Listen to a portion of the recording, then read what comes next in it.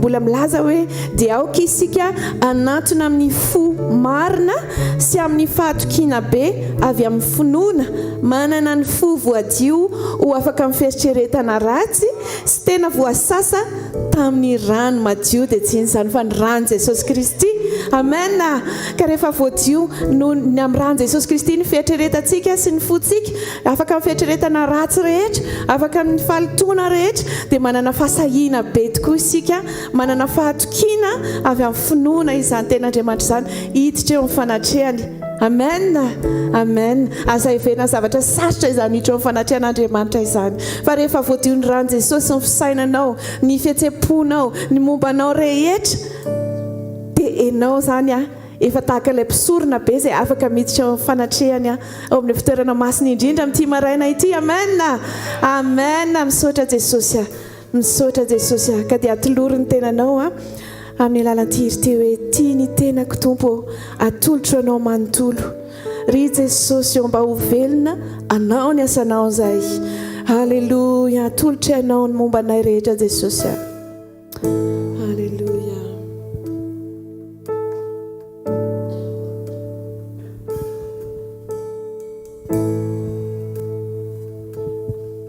Atoloro ny momba ny tenanao, atsangano ny tananao any amin'ny Jesosy. Halleluja. Andreto izay Jesosy, atolotro anao ny mombanay, ny tananay, ny fonay sy iza rehetra mombanay ho fanatitra velona masina sitrakao ankasitrao izany Jesosy. Tsy ny tenako atolotro ho anao manontolo. Ry Jesosy mba ho velona anao ny asanao. Tsy ny tenako, tsy ny tenako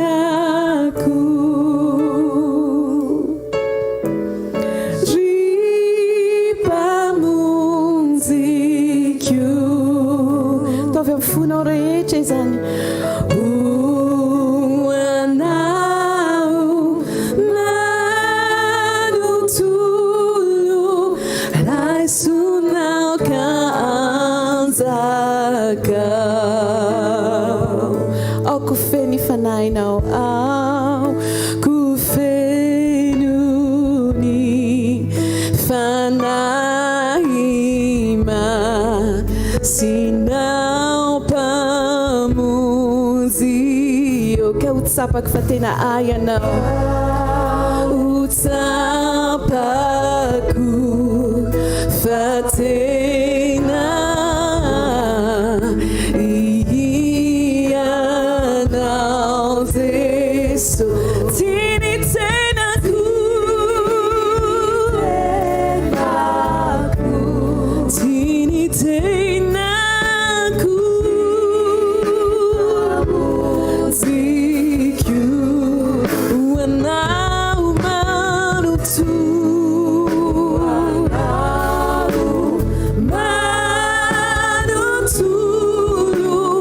raisonao ka anjaka. Tsy ny tenako Jesosy, raisonao manontolo.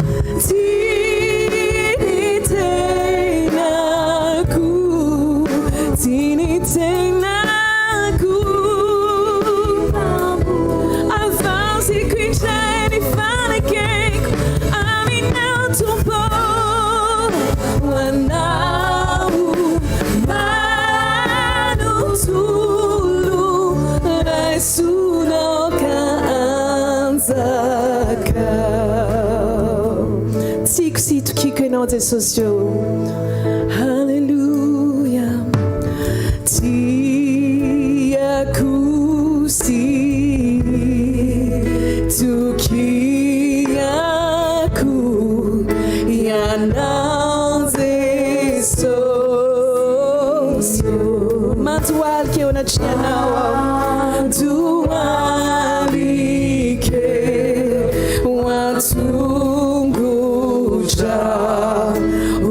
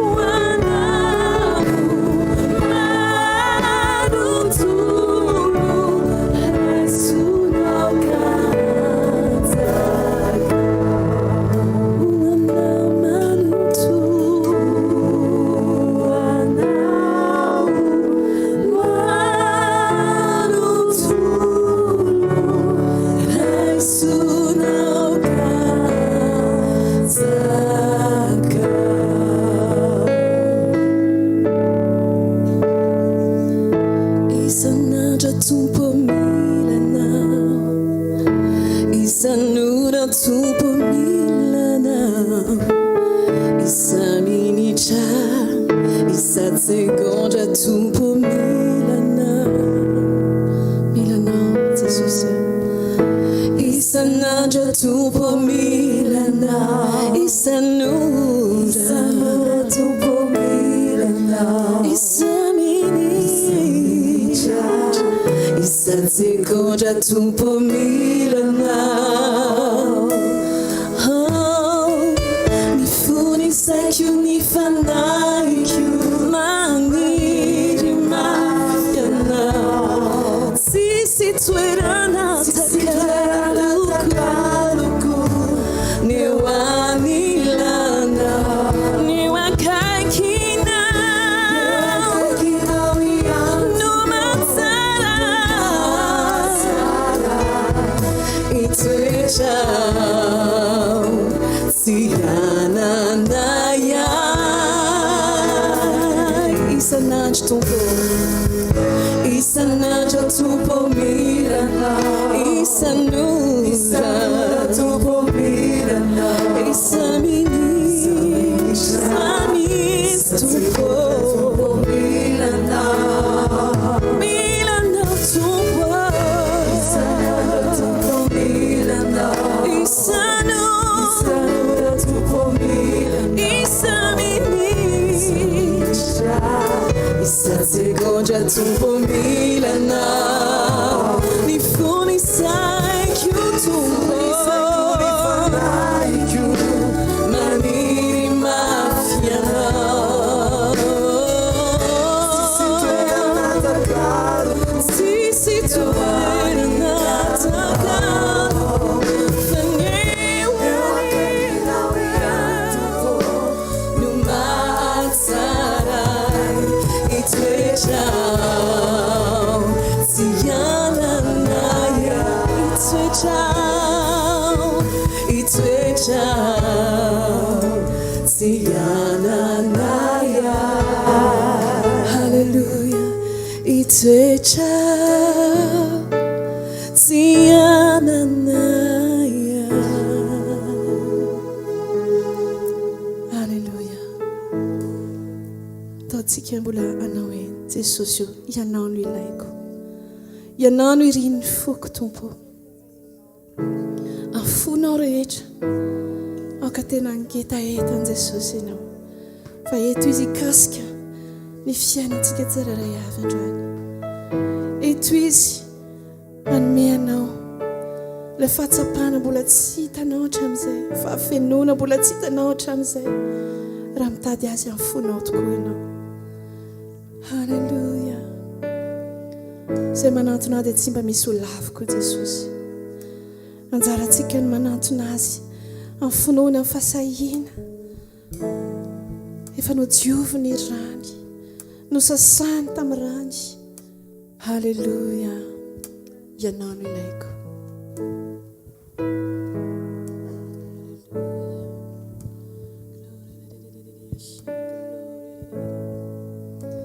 Into our kneeling now,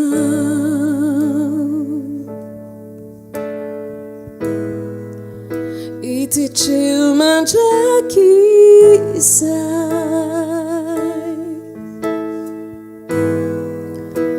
ane kwanau ni fiainaku, antayanau afasakaisanau. Yanao no fanirik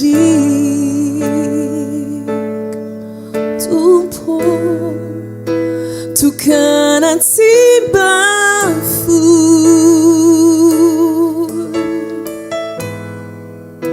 sisiafakakan itwejana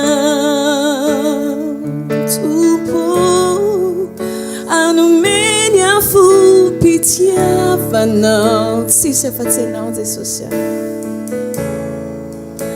turu ilalanao intwawangilana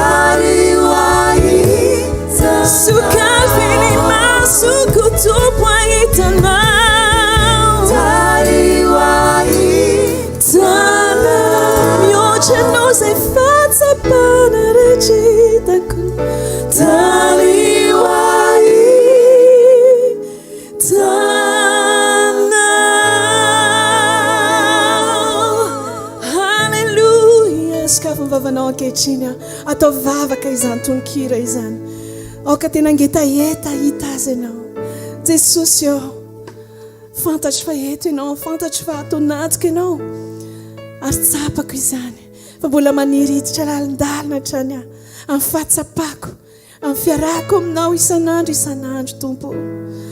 Jesosy ilay intimité tena akaiky dia akaiky ianao. Ilay fahatsapana fa sakaizanao. Ilay fahatsapana fa tsy aiza akory ianao fa eo anilako tokoa. Eny Tompo, ilainay izany ho tsapanay indray, tsy androany ihany fa manomboka izao indray. Satria Jesosy be ny fahavalo eny an-dalana. Betsaka ny zavatra mitady angalatra amin'ny fifantohanay. Jesosy ka tena mila izahay. Tena mifikitra aminao tokoa izahay Jesosy. Ary ianao anampy anay kosa. Ampitombo Tompo. Izany fahatsapana izany Tompo. Ny etaeta ao anatinay androso lalina amin'izany fiarahana aminao izany Jesosy. Anana an'izany intimité tena akaiky dia akaiky ianao izany mandrakariva fanahy-masina malalo. Misaotra Jesosy. Misaotra Tompo. Halleluja. Halleluja. Misaotra Jesosy. Misaotra Jesosy. Eto ianao ilay mpanjakanay. Izay manasa anay Tompo iombona aminao tokoa. Manasa anay mba hiankoka eo anatrehanao Tompo malalo. Ianao ilay mendrika indrindra. Ianao ilay mendrika ilay zanak'Andriamanitra. Halleluja. Misaotra Jesosy. Halleluja. Eo anatrehan'ny seza fiandrianana ny fahasoavan'Andriamanitra isika ankehitriny. Halleluja. Omeo azy ny azy. Omeo azy ny fifantohanao manontolo. Omeo azy ny fosaina mombananao manontolo. Yankoka ninao zahay. Misaotra nolay azo. Vidiny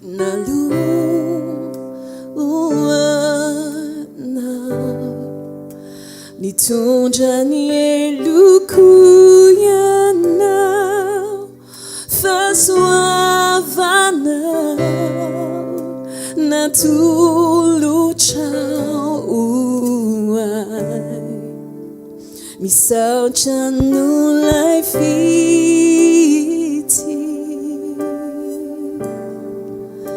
ny tananao voafantsika, no diovinao sao fantatro ny hvkl-mission.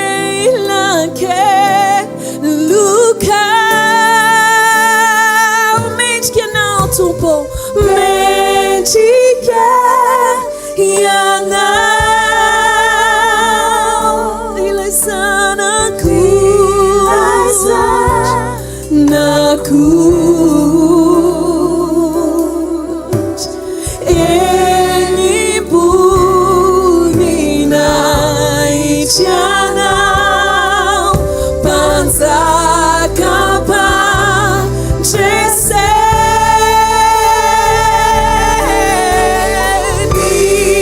nisajat amia Jesosy naka vawubile tuka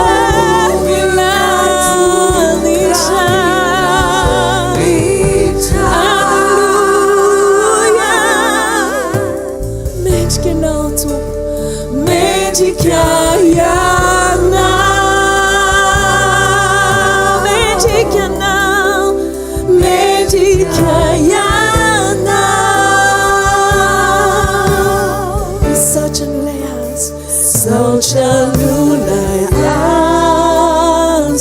ansu fitalina vidina luana itujanielukuyana zaswavana natuluchao Sajanura fitiavana tubo Mitana nova fatska wanai Jesosy Mitana nova fatsika Nu diovinao zay Diovinao So fantacho Ni famela keluka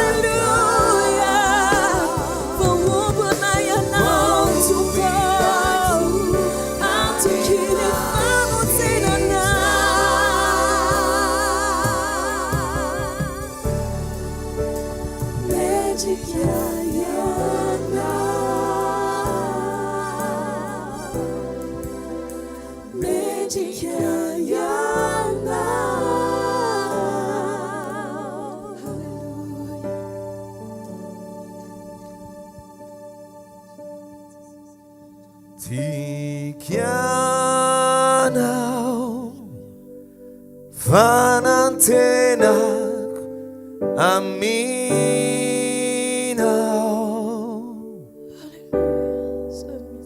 JESOSY raisoanao ny fiainako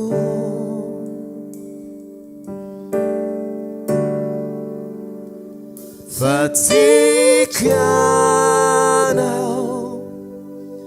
fanantenak aminao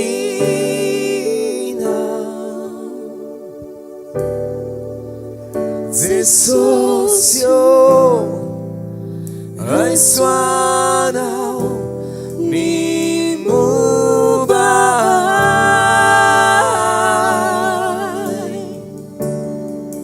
ny mobay tiako ianao tompo raisoanao masoandro naroka ny aizinao fitiavanana mafaniana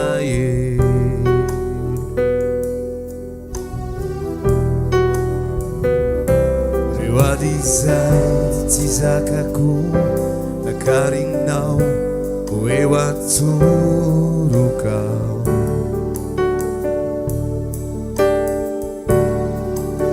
fitiavana manarona ny ota nitondra ny eloko izao tontolo izao tikianao fanantenako aminao JESOSY raisoanao JESOSY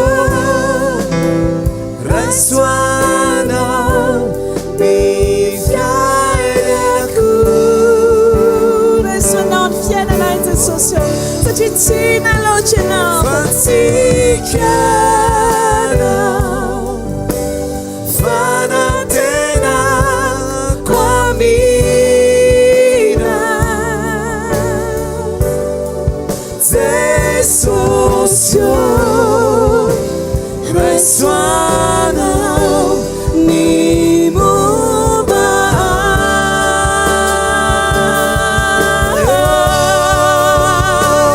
raisoanao ny mobay tompo manomanotolo tsy zaho itsony ela tompo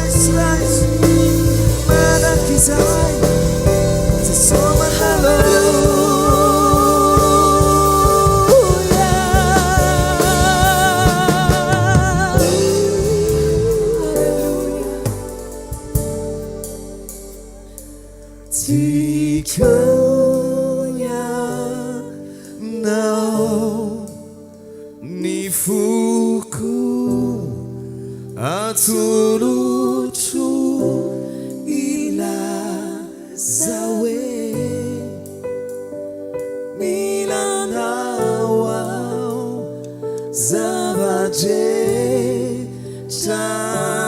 mikianao tompo. Santoko Jesosy. Tiako ianao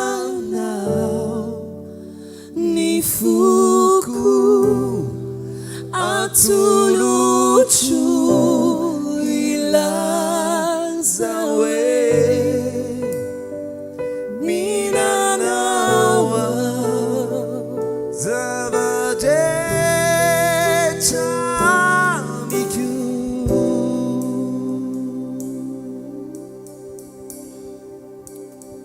Ianao Jesosy ny zava-drehetra ny fiainanay. Ianao ilay mpanjaka ny fonay. Ianao ilay mpanjaka avo indrindra. Ary tsy misy tompo afa-tsy ianao. Ianao ilay mpanjaka ny mpanjaka manatrika eto ankehitriny. Manasanay amin'ny fanasanao. Halleluja. Manaja anao zahay Jesosy. Manasanao zahay fanamaso. Manenika izao toerana izao ianao.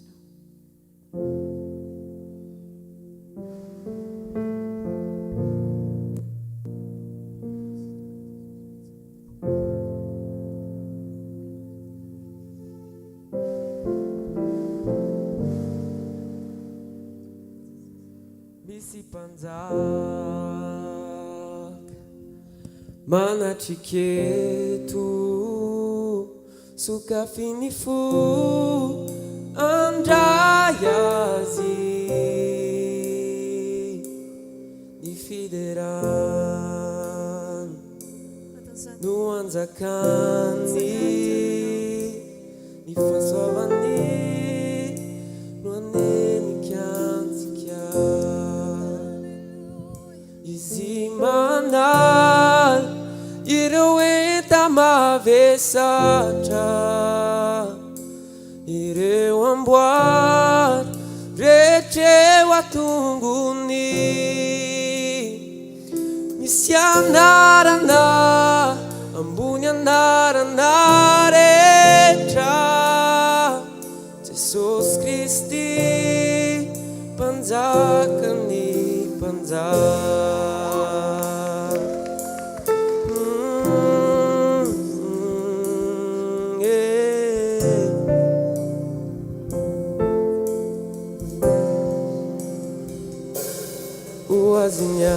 Azinyaty sy voninahitra mendriky Ilay nandreso antsika nalevina nitsangana minkery ny fasana tsy natazonazy izy mandala ireo enta mavesatra ireo amboary rehetreo atongony misy anarana ambony anarana rehetra Jesosy Kristy mpanjakany mpanjaka.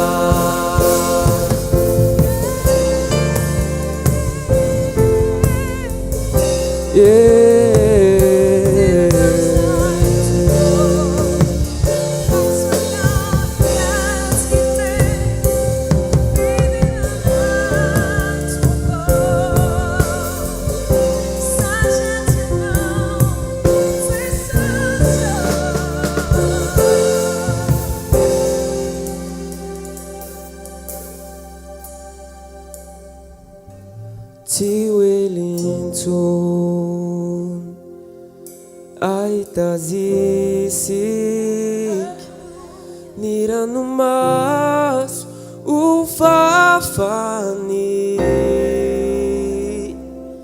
oatra nondray ho tapitrany ady tsy hoe lahita ny mpamonjy isika Simanan ireu enza mavesatra ireu amboa rehetreo antony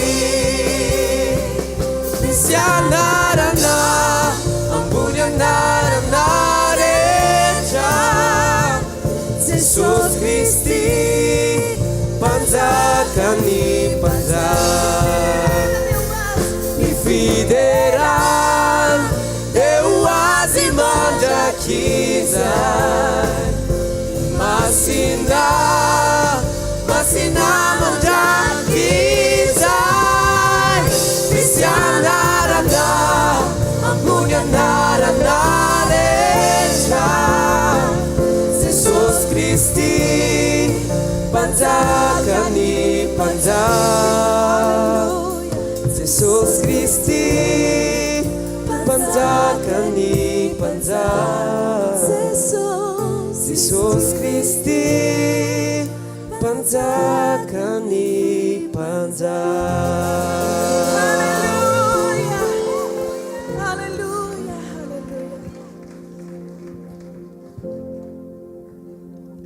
Alleluia, afaka mahazo toerantsika.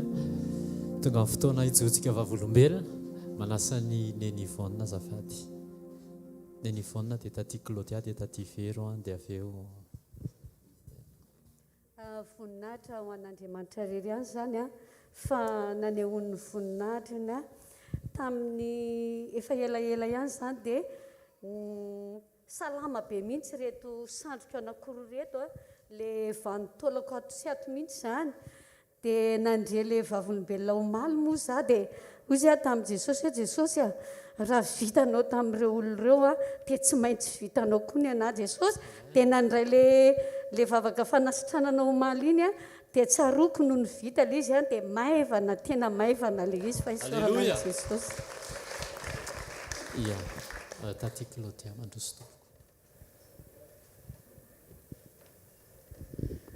Voninahitra ho an'Andriamanitra rery ihany a nijoroako vavolombelona fa nisy asa nataonay zany dia somary nisy fatiantoka nitranga teo amin'ilay asanay dia tao anatin'izay a tena hoe nanana fitsaharana be fa tsy nararirary mihitsy zany ny tany anatiko tany nefa le izy somary vola nisy ihany no fatiantoka dia tao aorian'izay zany nisy zavatra nkomandin'ilay olona koa fa tsy voaray antsoratra le izy fa ohatrany hoe nitenenina vava dia tsy tadidy dia nanavotana an'izay zavatra izay dia nandefa entana vaniny zany zareo hoe reto izy mba amboary aloha hanavotana an'io zavatra adino io dia nisy ny teny aho moa zany teo amin'ny mpiara-miasa hoe maninona ozy izy raha io no ohatrany hoe angalarina mihitsy zany hanavotana le fatiantoko ty hoe zaho a tena tsy angalatra an'io mihitsy na ray ary a fa tsy haiko za zany sura be tao anatiko hoe Jesosy tsy hanary azany dia natao le asa dia niantso le directrice hoe za ozy izy ho any aminareo fa maninona ny tara be ohatr'izao ny livraison anareo dia za moa tsy niteny amin'ny zava-nisy hoe ampanina amin'ny machine anayankitelo fa navaliko azy fotsiny hoe zay hoa efa tena miezaka tompoko dia za ozy hiakatrany amin'ny 15 oy hijery mihitsy hoe fa inona mihitsy ny ataonareo ao dia eno a dia mbola nitoy ny tsahatra be aho zany dia tonga tokoa ny 15 oy somary nitebiteby kely aho zany dia tsy tonga moa izy fa 16 izy ny tonga dia tena nanomboka ny samboaravoara be amin'izay aho dia ozy aman-tsain'le vadiko hoe tena leo a enao no miresaka aminy dia ozy le vadiko hoe anareo no mifanaraka ozy izy ko ahoana zany resaka aminy fa ny ataonao ozy izy manatrika dia vavaka dia eny araha dia kinantso tonga tokoa le directrice dia directrice io a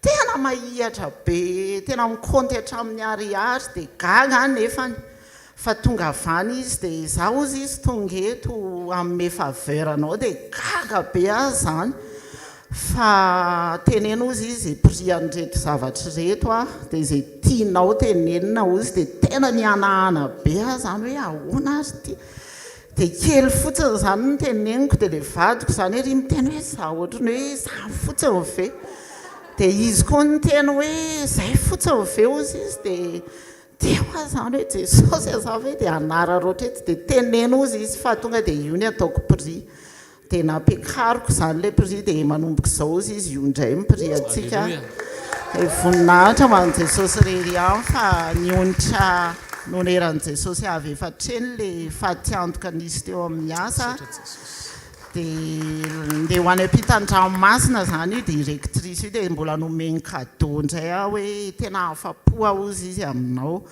fa ampitaiko amin'le directrice vaovao ianao dia le directrice vaovao koa niantso anahy zany dia ozy hoe reto zavatra reto ozy izy mba ataovy dia firy ho any isan'ireo dia ozy hoe tena tsy haiko fa ataotaovy amin'izay tiavanao azy ihany dia ohatra menatra ihany aza hoe ndeha anararoatra be fa nataoko amin'ny antoniny le izy dia voninahitra ho an'Andriamanitra dia tao aorianan'izay koa nisy faniriko tena hoe tena efa niriko le zavatra dia zany efa misy zavatra tsy haiko ny atongavana amin'le izy dia tena hoe nomeny jesosy anahy le olona tena hiara hiasa amiko amin'le faniriko dia voninahitra ho an'i jesosy.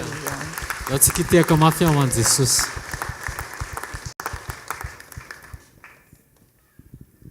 Voninahitra ho an'i jesosy no ijoroako vavolombelona eto fa herinandro mahery talohany tamin'ny herin'ny androany nisy nangididy zany tato amin'ny tapaky ny lamosiko tato dia nivadika nitambatra be le izy dia lasa nintsiranoka dia lasa ohatra ho fery be dia saika nivadika nankaty amin'ny kiboko dia saika hiakatra taty ambony koa le izy zany fa tato amin'ny tapany tato dia tamin'ny herin'ny androany ny mpanompon'Andriamanitra le niteny hoe ny fanitronana no jesosy efa niasa tamin'ny fanitronana teto amin'ity toerana ity dia tao alohan'izay koa moa za efa osy hoe nangididy be ohatra ninona eo ary io nahitatra ho aiza tsy hampaninona anahy io satria jesosy manasitrana dia nanomboka tamin'ny herin'ny androany le izy nanomboka nenena dia nasaiko nijeren'le vadiko le izy maly dia efa tsisy ninina tsisy tasy tsisy ninasonga voninahitra ho an'i jesosy rery any. Alleluia.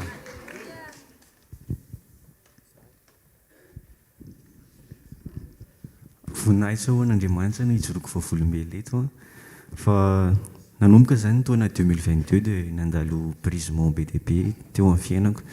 Anisany hotantareko aminareo ohatra hoe nalasa ny dadako zany tena mafy be tamiko le izy fa tsapako tatanatiko hoe hafa ihany le fiadanana avy amin'Andriamanitra dia teo koa zany teo amin'ny resaka asako tena hoe nisy fotoana to dia tsy nanana asa tsony tena hoe nampianarin'ny tompo zany aho hoe ireo zavatra rehetrarehetra iainanao mandeha tsara ireo nge tsy ireo ny tokony hoe ametsahanao fonao fa tokony hoe any amiko no ianao no todika zato isan-jato dia nanomboka teo amin'izay mibanjina an'Andriamanitra zato isan-jato nanomboka hoe tsy ninina zany zavatra nitsanga teo dia nibanjina anazy foana dia zavatra joroako vavolombelona koa vao tamin'ny herinandro teo za moa zany efa faniriko efa ela zany hoe ho any ampitan-dranomasina zany hiasa dia nisy contrat zany nazoko zany tamin'ny mai dia tao aorianan'izay amin'izay tena vadibadika ny zavatra rehetrarehetrarehetra ohatrany hoe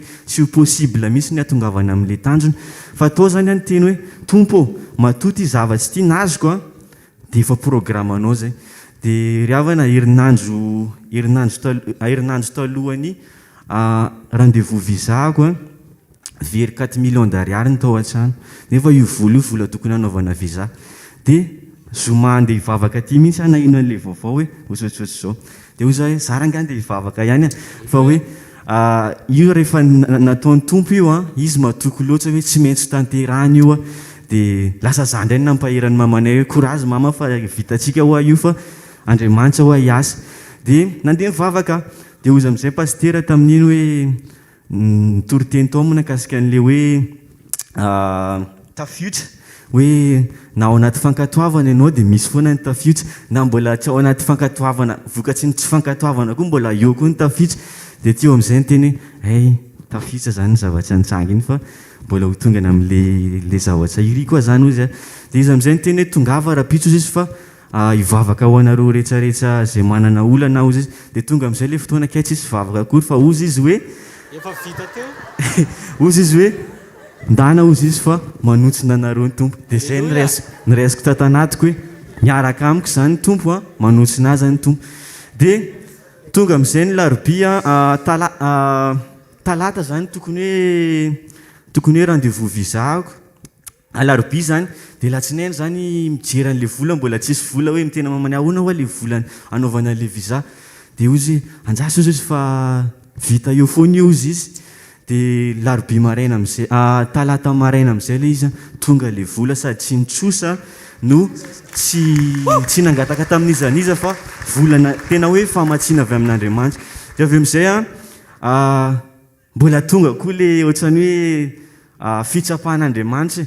hoe talata zany ray andro alohan'le visa to dia nanjavona tao daholo ny contrat olo anankitelo zay dia nanjavona ny contrat to dia hoe tsy lasa indray zany anile daholo indray ny zavatra rehetra dia teo amin'izay nanontany any tompo ahoana zany tompo ianao efa nyteny hoe programmanao le izy dia ahoana indray tsisy contrat tsony io dia teo amin'izay nanomboka mivavaka indray dia atoandro amin'izay ny tena nio namako io hoe zaho andeha atory fa miverina matory atoandro eo tonga ao ny contratko sy ny LOE-ko sy ny SOE-ko dia fo avy teo jery ny anna rehetrarehetra miverina tao daholo le izy alleluia nefa teneniko aminareo fa ny procédure an'ireo zavatra rehetrarehetra ireo eo amin'ny 2 semaines nefa nataony tompo ao anatin'ny andro anankiray fotsiny nanaovana an'izy rehetrarehetra dia tiako anahitana anareo zany hoe tsy hoe amina zavatra ohatry zany mahafaly atsika fa tokony apetsakitsika eo amin'Andriamanitra foana mifotsika ninina zavatra mitsanga ninina zavatra miseho fa tsara io Andriamanitra io ary tena mpanao ny tsara dia teo amin'le namako rehetrarehetra zany tsisy nahazo ny zareo tsisy niverina ntsony fa ny nahy rery zany niverina ary ny nahy rery niraikitra dia teo amin'le départ amin'izay resaka billet d'avion amin'izay ny olona tokony andeha 3 andro any tsy lasa satria lafo be ny billet dia za amin'izay zany amin'ny $4000 ohatry zany ny billet makany États-Unis dia niresaka tamin'le namako amin'izay hoe zaho za ilaina ho za any satria zaho zanak'Andriamanitra dia vitany zareo mihitsy ho any andefa jet privé ho anahy aty andeha akana aty dia tao aorianan'izay niresaka tany amin'ny ambasady amin'izay tao aorianan'iny arivan'iny amin'izay za mbola miteny aminazy hoe alohandray atory amin'ity aly ity fa raha pitso maraina ho efa tonga ao mibilleko dia fo maraina mienina mijery ny plateforme ny rehetrarehetra tonga ao mibilleko dia sorako an'Andriamanitra zany fa tena io le zavatra tenentsika ohatrany hoe adaladala ohatrany hoe ny olona zany misaintsaina hoe tsika hoe mivavy zany bandy zany sa hoe ahoana fa le izy tena hoe teny-ponoana le izy ka tsara ny tompo eo anazy irery any ny voninahitra alleluia andao tsika hitehaka mafy be ho an' Jesosy sady anasa mpanompon'Andriamanitra hitondrantsika ao anatin'ny teny ty hafa mafy ho an' Jesosy alleluia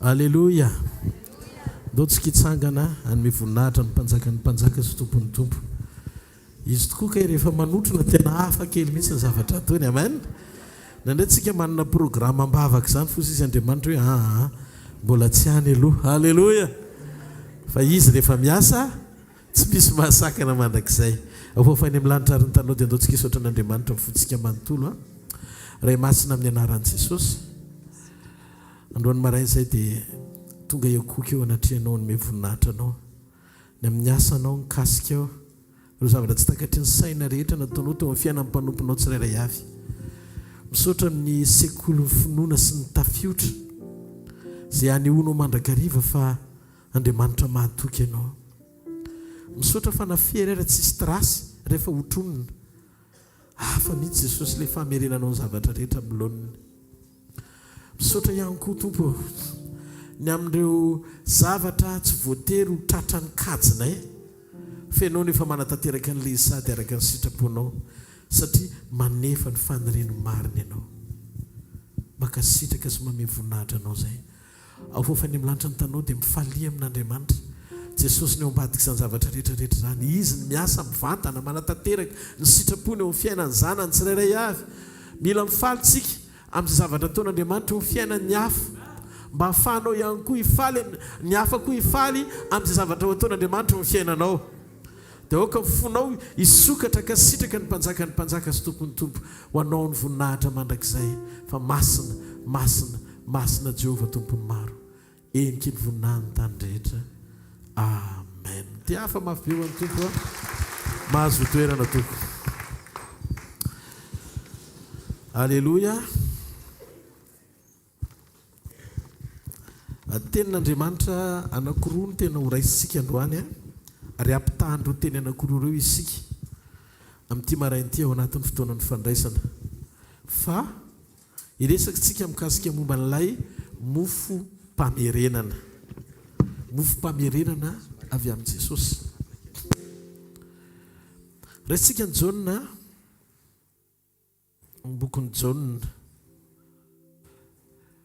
Jauna toko 1:20 ny 1:1 ka hatramin'ny 1:4. Ovakina amin'ny anaran'i Jesosy. Rehefa afaka izany dia niseho tamin'ny mpianatra indray Jesosy teo amoron-dranomasin'ny Tiberiasy ary toy izao no nisehony.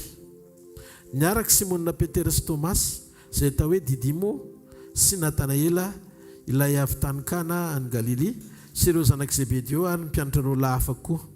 Hoy Simona Petera taminy, andeha narato aho. Dia reo taminy, andeha hiaraka aminao koa izahay. Dia nandeha izy ka niditra tsampy kely ary tamin'ny alina iny dia tsy nahazo na inona na inona akory. Ary nefa mazava ratsy ny andro dia nitsangana teo amoron-dranomasiny Jesosy kanefa tsy fantatry ny mpianatra ho Jesosy izany. Dia hoy Jesosy taminy, anaka manan-kanina va ianareo? Dia namaly azy hoe izy tsia. Dia hoy izy taminy, alatsao eo amin'ny sisiny ankavanan'ny sampykely ny aratonareo dia ahazo ianareo. Koa dia nalatsany zany ka tsy zakany nakarina noho ny abetsahany hazan-drano. Ary hoy ny mpianatra izay tiany Jesosy tamin'ny Petera, ny tompo iry. Ary rareny Simona Petera fa ny tompo iry dia nisikinany ny akanjo ivelany fa tsy ny akanjo izy ka nilotsaka tao amin'ny ranomasina izy. Fa ny mpianatra sasany nandeha tsampykely ihany nisarika ny arato feno hazan-drano fa tsy lavitra ny tany izany fa tokony 400 akiho ihany. Raha vao niakatra teo an-tanety izy dia nahita afinarina teo sy hazan-drano teo ambony ary mofo.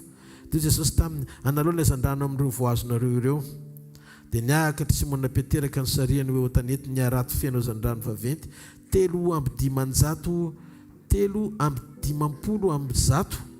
ary na dehibe tahaka izany aza dia tsy tritra ny arato. Dia hoy Jesosy taminy, avy sakafo fa tsy nisy mpianatra sa nanontany azy hoe iza moa ianao satria fantany ihany fa nitompo izy.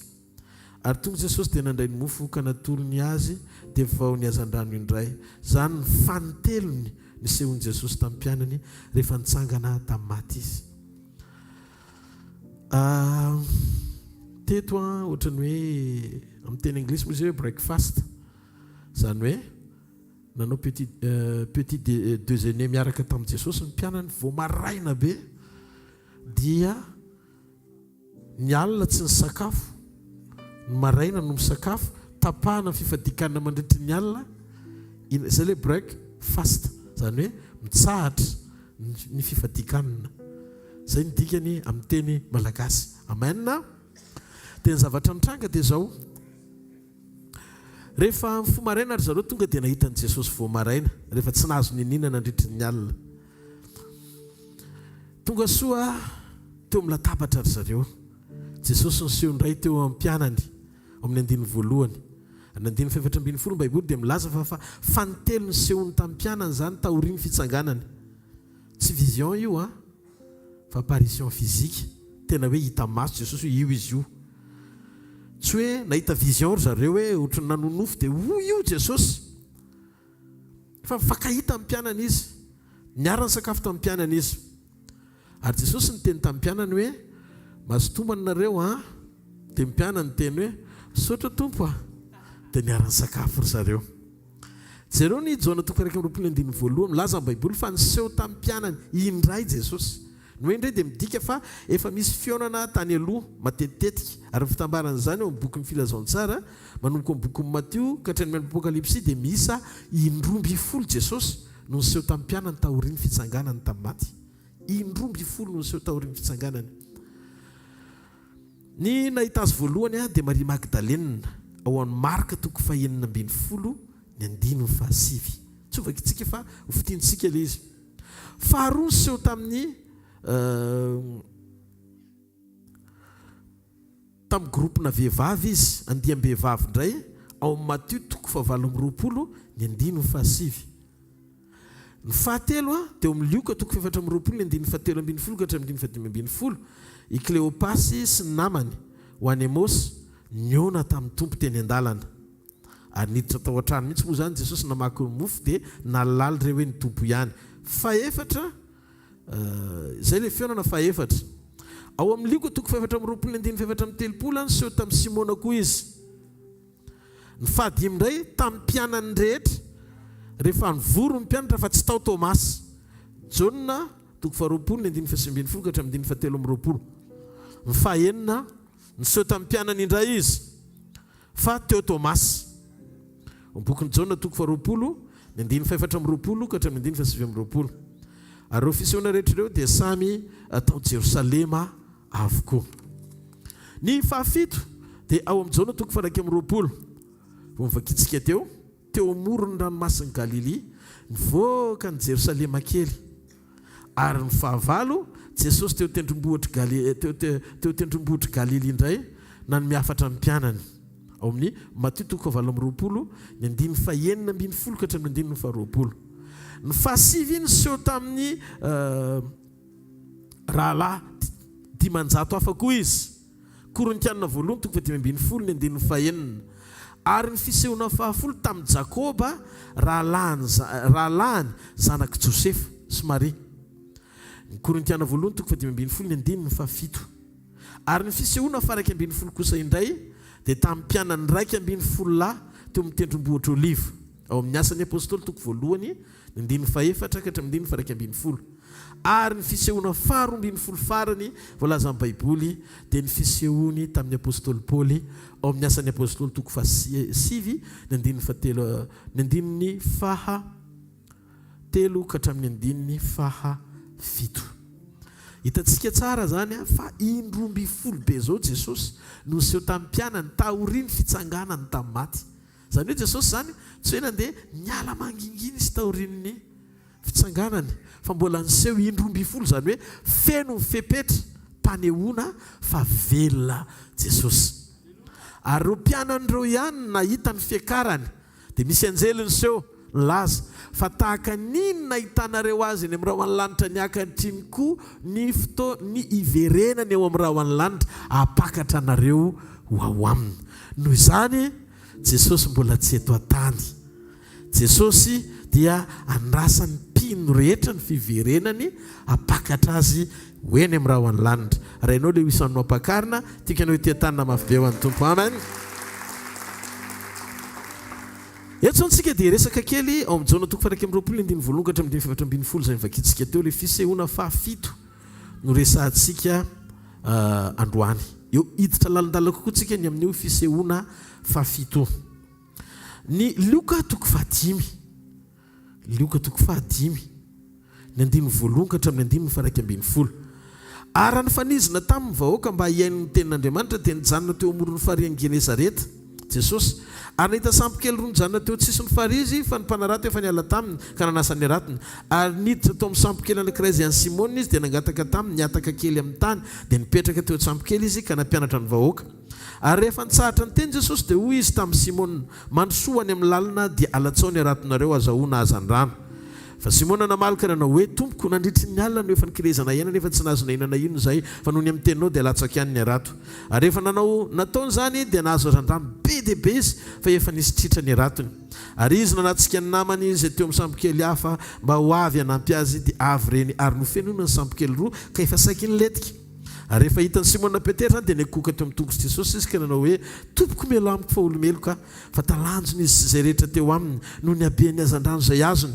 Ary toy izany koa Jakoba sy Jaona ary zay zanak' Zebedeo izay niombona raha tamin'ny Simona. Dia hoy Jesosy tamin'ny Simona, aza matahotra fa hatramin'izao ankehitr'izao dia olona kosa no azonao.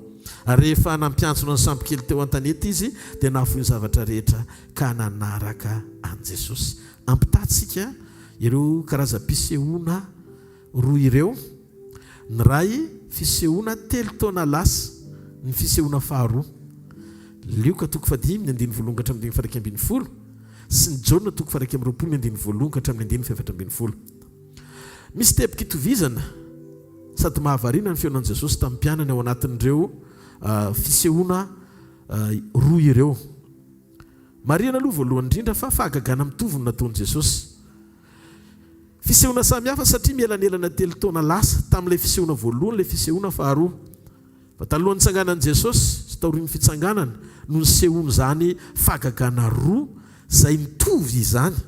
Samy tsy nisy azandrano, tsy nahazo azandrano nandritry ny alina avokoa ny mpianany no nasainy nandatsaka rato dia samy nahazo tao anatina fitobahana avokoa ry zareo tamin'izany fotoana izany. Ny voalohany dia tamin'ny fotoana ny antsoin'i Jesosy amin'ny Petera dia nimenitrodro be dia be Petera. Tamin'io Jesosy nanomboka ny ministerany ary niteny Jesosy tamin'izay tamin'ny Petera hoe ianao izy izy tsy ataoko mpanarato trondro tsony ianao fa olona amin'izay no azonao. Amin'izao toko faraika amin'ny roapolo ny andiny voalongatra amin'ny andiny fefatra ambin'ny folo indray kosa Jesosy dia namarana ny fandalovany teto an-tany fa tonga izy amerina ny Petera sy ny mpianany amin'izay indray mitovy tamin'ilay fotoana ny antsony azy. Zareo tsara ny zavatra nitranga voalohany fahagagana tamina azandrano ny antsona ny Petera. Le fahagagana faharoa tamin'ny azandrano mitovy tamin'ilay fiantsoana dia fahagagana amerenana ny Petera indray. Jereo fa naveriny Jesosy indray ilay trondro tany amin'ny voalohany izay nionany tamin'ny Petera. Trondrom-panjonoana zany ilay voalohany fa ilay faharoa trondrom-pamerenana. Ao amin'ny Luka toko fadimy andiny voalongatra amin'ny dimy faraika ambin'ny folo Jesosy namonjy amin'ny Petera. Namonjy amin'ny Petera tamin'ny nahatery azy. Saingy namily lalana ny vision amin'ny Petera taorian'ilay fahagagana tsy ho any amin'ny trondro fa ho any amin'ny fanahy ovonjena. Zany hoe Jesosy nanome commission amin'ny Petera anokatra ny masony hoe zao fahagagana hitanao zao reo endrika hitondrako anao amin'ny dingana hafa tsy trondro indray fa fanahin'olona ovonjena. Zavatra nahavariana dia zao tamin'ny Petera hitan'i Jesosy voalohany mbola ny akanjo. Tamin'ity Jesosy niona tamin'ny Petera hiantso azy ity. Fa tamin'ny Petera hitan'i Jesosy faharoa rehefa niverin-dala amin'ny Petera taorian'ny tsanganany tamin'ny maty dia nahitan'ny Petera tsy ny akanjo izy fa nisikina. Ny azandrano voalohany dia betsaka tokoa saingy nisy very satria tritra ny arato. Luka toko fadimy andiny voalongatra amin'ny dimy faraika ambin'ny folo. Ny antony beady hevitry Petera.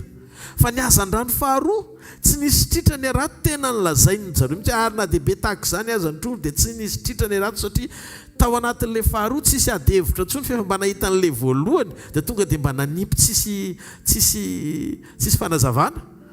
Profo tsisy very ny fitahiana fa tao anaty arato somatsara ihany. Luka toko fadimy andiny voalongatra amin'ny dimy faraika ambin'ny folo. Jesosy nakao atsambo kely nanantona ny Petera. Jauna toko faraika amin'ny roapolo ny andiny voalongatra amin'ny andiny fefatra ambin'ny folo. Petera nanantona ny Jesosy teo amoron-drano midika fiverenana sy famerenana. Luka toko fadimy andiny voalongatra amin'ny andiny faraika ambin'ny folo mivakitsika teo. Jesosy nanome azandrano maro ny mpianany fa tsy niara ny sakafo taminy. Fa ny Jauna toko faraika amin'ny roapolo ny andiny voalongatra amin'ny andiny fahaefatra ambin'ny folo kosa Jesosy nanome azandrano ny mpianany sady niara nipetraka nisitraka tamin'ny mpianany. Misy zavatra zany ao anatin'ireo fisehoana anankiroa ireo maneho amintsika zavatra mitovitovy fa misy kosa nefany mahasamihafa azy arak'izay fanambarana ny zarako azy teo izay. Raha jerentsika ny Jauna toko faraika amin'ny roapolo ny andiny fafito ka hatramin'ny andiny fahavalo. Ny tao am-pon'i Petera tsy niova mihitsy. Teto no nahitako hoe Petera tian'i Jesosy foana. Na izy ilay miverin-dalana io ary zany dia tian'i Jesosy izy. Ary ny mpianatra izay tian'i Jesosy tamin'ny Petera ny tompo iry. Ary rehefa reny Simona Petera fa ny tompo iny dia nisikina ny akanjo ivelany fa tsy ny akanjo izy ka nirotsaka tao amin'ny ranomasina izy. Jereo ny Jauna toko faraika amin'ny roapolo ny andiny fahavalo fa ny mpianatra sasany nandeha atsambo kely ihany nisarika ny arato fenao zan-drano fa tsy lavitra ny tany izy fa tokony 200 kilo ihany. petera zany raha vao mahafantatra hoe Jesosy io adiny dolo ny lakana, adiny dolo ny trondro, fa lasa izy manantona an Jesosy foana. Ny tao am-pony petera zany dia tsy niova fa tia an Jesosy foana izy. Jereo fa tsy tafatoetra tao an-tsampokely foana mihitsy petera. Rehefa mahalala fa Jesosy tsy ao an-tsampokely dia mivoaka tao an-tsampokely izy, lasa izy manantona an Jesosy. Ngamba tadiditsika tsara misy fotoany petera nandeha teny ambony rano nanantona an Jesosy tao anaty tafiotra. Misy fotoana indray izy tao anatin'ny fiverenan-dalana tsy nantsony Jesosy hoe avy manatona ty fa tonga izy dia nitsambikina avy any anatin'ny lakana dia nirobo-drano ho eny amin'ny Jesosy. Ka amin'ny petera tsy maninona ny eny ambony rano na mirobo-drano fa ny manantona an Jesosy ny sarobidy aminy. Tsy olana ho an'ny petera ny mandeha ambony rano sy ny mirobo-drano fa ny hoe rehefa eo fotsiny Jesosy dia ampy azy zay. Ndao tsika tia-tanina mafy eo an'Andriamanitra. Halleloja. Mahavariana dia zao petera tsy natombona eo amin'izay toerana misy azy fa tonga izy dia miala ara-potoana io rehefa mahare fotsiny iriny tompo. Zany hoe ity petera ty zany dia olona mangetaeta présence, olona manome ny asiny atao hoe fanatrehan'Andriamanitra ho ambony lavitra sy mihoatra noho ny zavatra rehetra. Adiny daholo ny trondro, adiny daholo ny lakana. Ngamba tadiditsika tsara tamin'le ao amin'ny Luka 5:21 andao ny antsika isainy tamin'ny Jesosy izy efa maraina bongo maso tsy nahazo ninninona teo Jesosy afaka miatsampokely ve dia niditra tao an-tsampokely ny petera izy dia feno trondro daholo ny lakana anankirosiny amin'ny petera.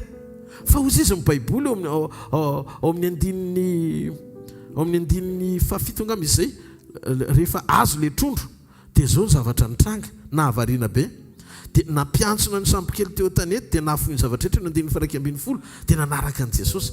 Zany hoe le trondro tena faran'izay nanahirana nandritry ny alina rehefa azo noho ny maraina adiny miaraka ny lakana fa nanaraka an Jesosy ry zareo. Hitanareo mahatsapa fahafenona eo amin'ny présence n'Andriamanitra. Ny olona anankiray zany rehefa tena nandalo ny passage ny fiovana dia mahatsiaro fa tsy misy nainona mahatery anao zany intsony ka afoizanao ny présence n'Andriamanitra. Fa lasa ny présence n'Andriamanitra no ambony indrindra aminao mihoatra noho ny zavatra rehetra izay ilainao.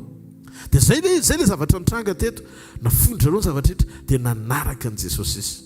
Nitovizan'ireo fotoana anankiroa ireo.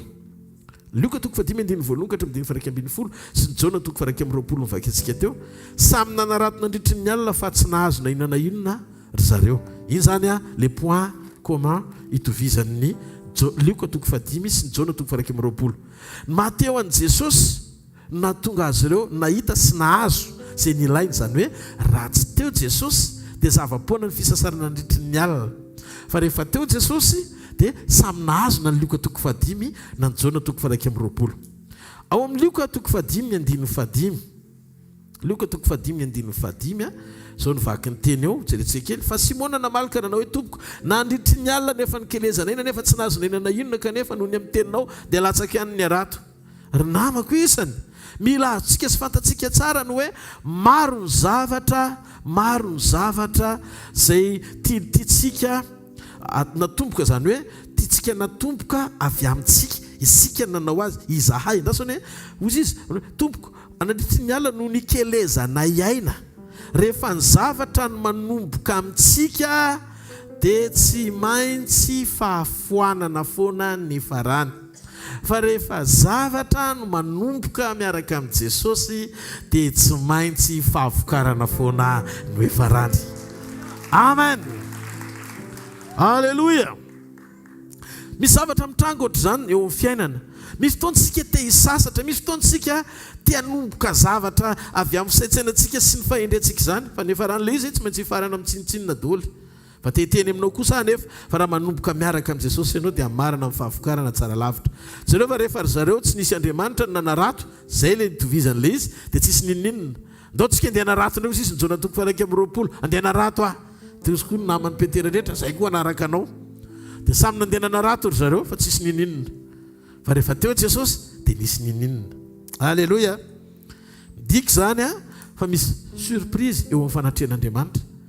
maneho ny fisiany Jesosy amaly anao tamin'izay zavatra ny sasaranao tsisy Jesosy fa tsisy nininona nitranga fa manomboka amin'ny fotoana anekenao ampandroso an Jesosy dia miova ny taonina ka androany maraina manana fanantenana fa tontolo misy Jesosy ny andehananao eto androany maraina ary noho ny amin'ny Jesosy sy ny anaran'i Jesosy sy ny fahefan'i Jesosy izay zavatra tsy vita naiza ny sasaranao ny tadiavanao ny tanan'Andriamanitra ho tonga eo am-pelantananao zany amin'ny anaran'i Jesosy Kristy avy any Nazareta. Hitantsika fa tamin'ny voalohany Andriamanitra nahary ny lanitra sy ny tany. Ny tany tsisy endrika sady foana fa nanjary tsara tarehy rehefa teo Andriamanitra. Raha mbola tsy teo Andriamanitra dia tsisy endrika ny tany sady foana. Genesis toko voalohany, andimy voalohany ka hatramin'ny andiny fahatelo. Fa rehefa teo Andriamanitra, le tany foana tsy misy endrika teo lasa tsara tarehy. Ny tena ilainao tsy hatsarany hita maso fa ny fisian'Andriamanitra eo amin'ny fiainanao. Averiko, ny tena ilainao tsy fahatsarana hita maso fa ny fisian'Andriamanitra eo amin'ny fiainanao. Fa raha ny tany tsy misy endrika sady foana fa rehefa teo Andriamanitra dia lasa tsara tarehy, tsy ampahafiriny amin'ny faharatsiana ny karakarain'Andriamanitra ny mombanao ray manontolo fa meo lanja ny fisian'Andriamanitra eo amin'ny fiainanao mihoatra lavitra noho izay hatsarana rehetra ilainao. Halleluja! Jereo telo taona ty aoriana naverin'i Jesosy lay fahagagana tamin'izany. Manomboka miasa saina dia mijery hoe misy fahagagana miverimberina tahaka izany eto anaty Baiboly. Jesosy zany dia mahavita mamerina izay zavatra efa nataony foana hatrany. Ary mametraka remarika ihany koa ireo endrika mpanehoana ny asan'Andriamanitra amin'ny Luka toko 5 sy ny Jona toko 2:20. Teteny amin'ny Petera izy hoe lay alfa ny antso anao iny ihany le no omega amerina anao. Zany hoe tamin'ny alfa natsoky ianao dia naseoko le famantarana tamin'ny fahabetsahan'ny trondro. Fa le omega amerina anao koa mbola afaka mamerina n'ilay fahagagana tamin'ny alfa nahitanao azy tamin'izany. Zany hoe eto Jesosy tia nahitra amin'ny Petera. Inona ny tiany Jesosy anarana amin'ny Petera? Tia nahitra ny Petera izy ilay fitiavana voalohany. Ilay fitiavana voalohany. Zay natonga azy namerina le mirakla voalohany. Teteny Jesosy hoe hitanareo ohatran'ilay mpifankatia reny. Dia ohatrany hoe mampatsiary izy hoe tia leniona antsika sy ianao voalohany. Tenao an'izay ny Petera Jesosy. Dia hampatsiahy ny Petera Jesosy fa tsy miova mandrakizay izy. Te ilaza izy hoe tsarovy fa izaho no Andriamanitra ary tsy misy hafa. Matsiaro ny teny voalaza amin'ny boky Isaia. Ny boky Isaia toko 1:15. Alleluia.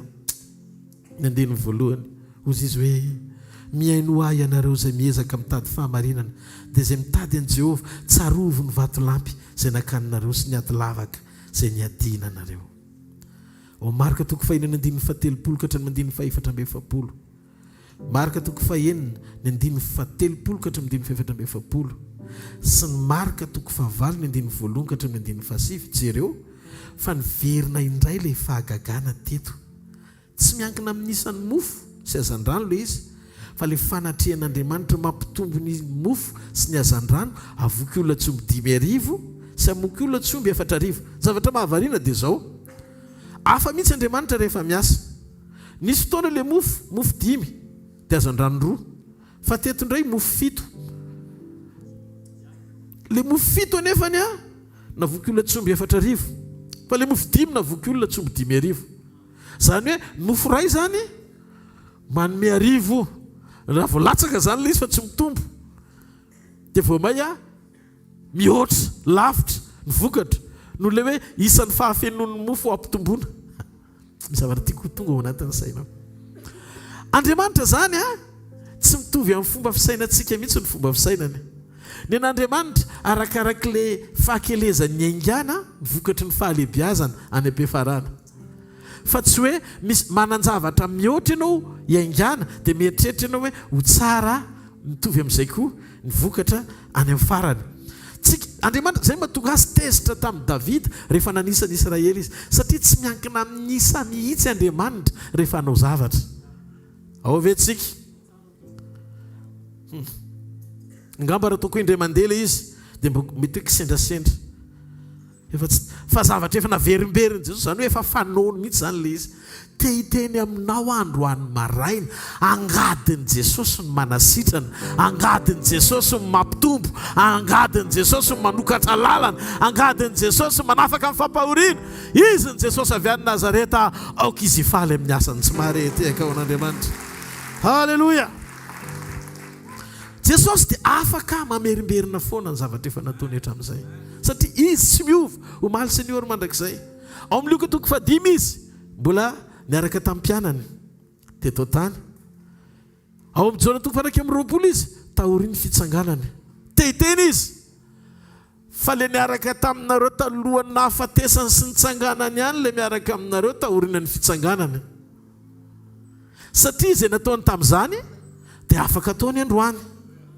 Samuel voalohany toko 7:70 ny 9:7 ka hatramin'ny 9:7 raha vakina dia zao ozy Davida raha mamonjy Andriamanitra ozy izy tamin'ny fanafian'ny liona sy ny bera dia ainy koa ozy izy Davida ny mamonjy amin'ity Filistina tsy mifory ity zany hoe ny fony Davida nampiomaniny fa ity Filistina olona tsy mifory ity dia ataon'Andriamanitra ho isan'ny anankiray amin'ireny liona sy bera natrehako ireny mety misy zavatra mitrangy eo amin'ny fiainanao tsarovy fa Jesosy afaka mamerina foana izay zavatra efa nataony 2 taona lasa ary izy tsy miova mandrakizay zay no mahatonga azy somary manaitra antsika ao anatin'ny tontolo mpandraisana androany maraina tia nahitra anao kalma ianao manany ianao fotony fa velona Jesosy mety misy kamverimberina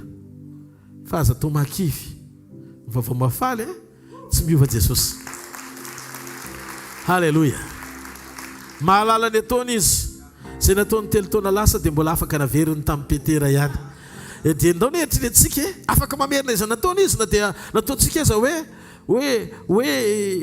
ohatrany hoe efa tsy nieritreretiny sainao intsony ianao an'izany azy izy afaka manao zava-baovao ihany koa nefa izy fa ato anaty baiboly dia tadidio tsara be dia be ny vehivavy momba namen'Andriamanitra taranaka Sara, Rebeka, Yana, Elizabeta ary ny sasany azy Raely ary ny sasany azy misy tena mitsotra aminareo tsy vehivavy ataontsika hoe tsy miteraka fa vehivavy tsy nahalalala akory no mivangin'Andriamanitra dia nitoejazy androany ty anontany ianao mino ve anao fa zay nataony Jesosy omaly dia afaka mbola ho averiny androany ary zay ataony androany dia afaka mbola ho averiny mandrakizay tsangany hoe nitananao raha mino an'izany dia mitiafa mafy be ho an'Andriamanitra amen halleloia tsika mantsy ao anatin'ny vanim-potoana natao ahita ny asan'Andriamanitra Andriamanitra efa nitay izy sy nanandratra ary izy dia manao ny asany foana amin'ny fotoana rehetra na iza na amin'ny fotoana inona na amin'ny fotoana inona tsika afaka mijery ny tantaram-piainan'i Isaaka saky itsoka ny Gerara fa mosary hoe andeha ho any Egipta fotsy Andriamanitra hoe eo Egipta ihany ny toerana hitahiko anao tsy mivoaka ao amin'io tany maina io ihany zay verinao hoe tany mosarena ao ny hitahiko anao Josefa tonga tany Egipta lasa mpamatsy firenena Daniel tany Babilôna lehilahy namiratra tsy olona be dia be zany olona ray miampy Andriamanitra fotsiny olona ray miampy Andriamanitra fotsiny aza miezaka nitady olona maro iakinana fa mijereva Andriamanitra miampy anao fotsiny fa ny zavatra hitranga dia tadidio tsara ataony eo aminao mihoatra le vokatra nampahitany maro tamin'izany satria Jesosy Kristy tsy miova omaly sy anio ary mandrakizay rehefa nanaiky izy fanohana anao rehefa nanaiky izy niaraka aminao dia tsy andahanao mandrakizay zany izy fa zao manany anao toe-potony fotsiny miaraka aminy asio fahatonena fotsiny eo anatinao izy mahay mamerina ny zavatra nataony hatramin'izay tsy hoe indray mandeha ihany Andriamanitra no naneo an'izany na nanangana fa imbetsaka izy nanao an'izany jereo Jairo halleloia ny zanaka vaviny Jairo maty tany an-tranony tonga Jesosy niteny hoe talita kumi vehivavy andendevina ny zanany lahy tokana indray le mpitondra tena eny an-dalana teo mba vadiny 9 natsangan' Jesosy. Lazarosy maty farana tany am-pasana nipohirin' Jesosy avy eo am-pasana. Zany hoe ny maty eo am-pandriana velominy, ny andeha alevina disy fanantenana amin'ny fasana, ny avy any am-pasana indray a pohiry nivoaka atao tsy mare tiaka ho an'Andriamanitra. Mety miteny ianao hoe efa degré lasa lavitra loatra ny pasteur. Zao fotsiny tiako zaraina aminao hoe tsy mampaninona zay dingana sy fivoarana misy an'le problème ninninona manjoanao fa te hiteny fotsiny androany voafehan' Jesosy zany. Ny ambara tonga rehetra tena tsoroko amintsika tsirairay avy tsisy tsy vitan' Jesosy zany. Mety ao an-trano le olana, mety eny an-dalana le izy, mety any am-pasana koa. Fa Jesosy dia mahay manangana na ao an-trano na eny an-dalana na any am-pasana satria izy ny fananganana sy fiainana. Halleluja. Matony Hebreo miteny amin'ny Hebreo 3:9 Jesosy Kristy tsy miova omaly sy ny ora mandrakizay. Mety mbola mifanomboana le olana any amin'ny alpha, mety eny an-dalana le izy fa eo Emmanuel.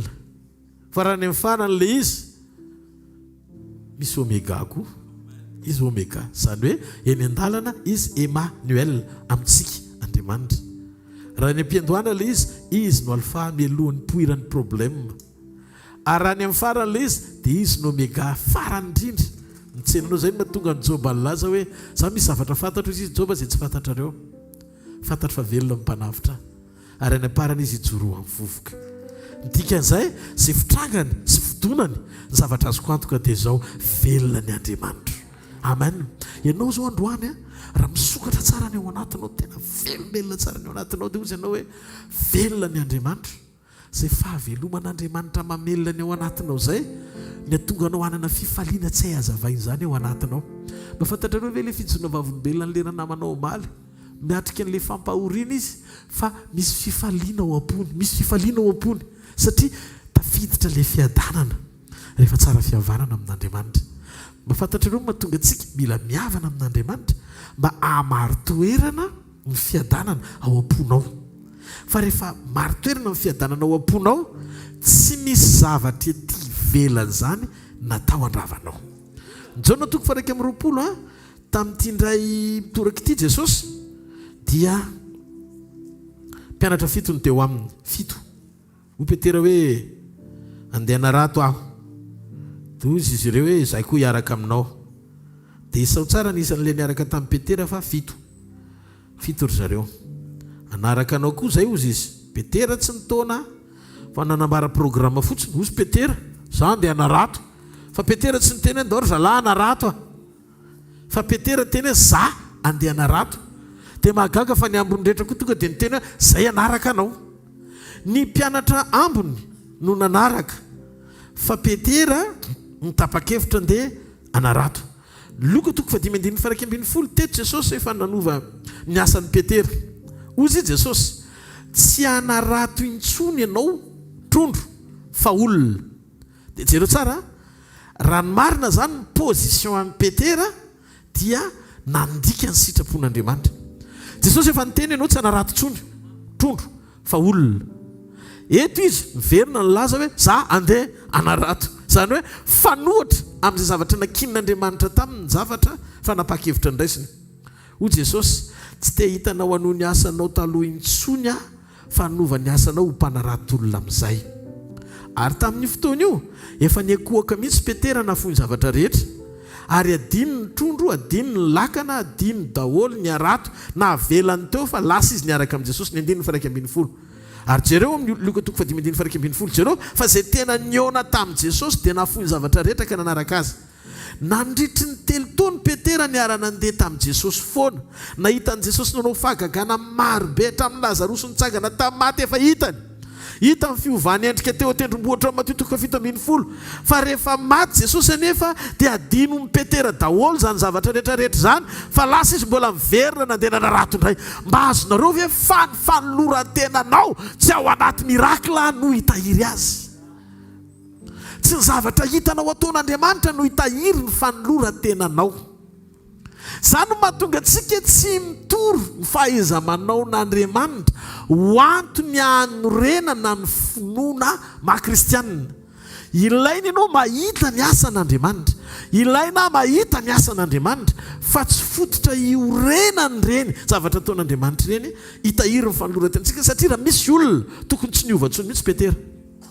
Hitany Lazarosy nitany tonga dia nitsangana tamin'ny maty. Hita teo Petera. Teo Petera tamin'ny fiovan'endrika teny tendrombohitra. Teo Petera. Rehefa maty Jesosy, adin'ny Petera ny zavatra rehetra. Toy Petera tsy antsony Jesosy fa leo miverina manarato amin'izay. Ary teto Petera dia niverina nanao izay zavatra efa nandraran'Andriamanitra azy tsy tokony ataony intsony. Izay zavatra efa nitenenany tompo tany am-boalohany hoe tsy eo intsony ianao fa efa ty amin'izay no misy ianao. 3 taona niaraka izy mianaka fa jereo ny zavatra nitranga. Taloha ianao dia tadio tsara manana ny fahazaran-dratsinao. Tamin'ny fotoana nanoloranao tena voalohany, tamin'ny fotoana mbola talohany nanoloranao tena voalohany, dia mety hoe mpangalatra ianao, efa nesoron'Andriamanitra tamin'izany. Mety hoe niaina amin'ny tsy fahamarinana ianao, efa nesoron'Andriamanitra tamin'izany.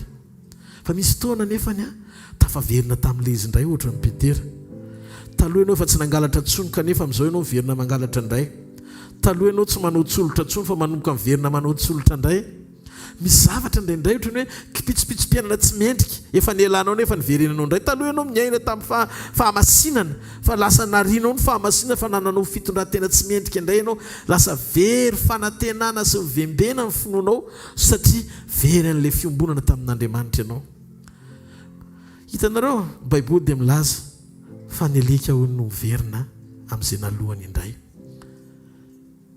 Efa tsy misotro intsony nefa miverina misotro indray. Jereo fa rehefa miverina Jesosy nandray ny mpianany ao amin'ny Jaona 1:25 dia ozy izy anaka zaza. Tsy niteny izy hoe sakaiza fa niteny izy hoe anaka zaza. Lasa zaza tampoka teo le olona efa niaraka tamin'ny nandritry ny 3 taona. Toy Jesosy tamin'ny anaka manakanina avy anareo, zany hoe lasa zaza. Ndika efa mbola tsy matotra indray. Tadio fa Petera rery ny tapa-kevitra dia nanaraka azy fotsiny ny ambony rehetra. Petera tsy nitaona an'izaniza fa ny ambony rehetra nanaraka azy. Tsy niinvite n'izaniza izy fa information fotsiny nomeny hoe za andeha hanao an'izao dia ny rehetrarehetra nanaraka azy fotsiny. Ary zany ninoko fa natonga ny apôstôly Paoly nananatra ny Timoty ao bokin'ny Timoty voalohany. Jereo kely ny Timoty voalohany.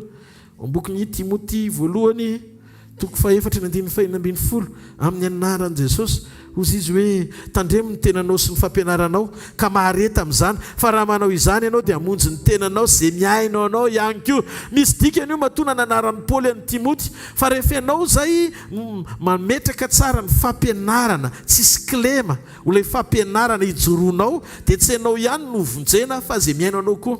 Fa ny Petera teto ny aino azy andeha hiverina narato ny mpianatra dia lasa miverin-dalana. Halleloja. Ary jereo fa nialina iny izay ny andehanana zareo dia tsy nahazo ninonina izy.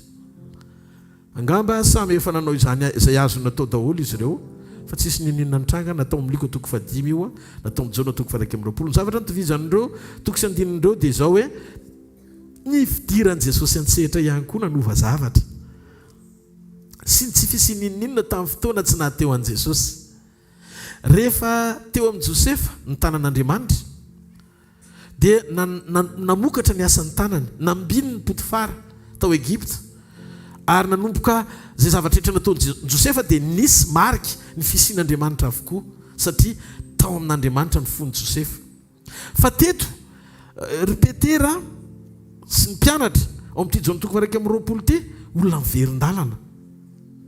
Fa zao notronon'Andriamanitra ihany na miverin-dalana azy. Ary Jesosy ny teny hoe alatsao dia nahazo nitovy tamin'ny alfa nahitany azy ihany le omega nionany taminy. Remarka kely anankiray tiako apetraka. Manjaka ny fahamainana eo amin'ny toerana tsy misy Andriamanitra. Manjaka ny fahamainana eo amin'ny toerana tsy misy Andriamanitra. Jaona 15:5 raha tafasaraka amiko mareo dia tsy mahay manao na inona na inona io Jesosy tamin'ny Petera.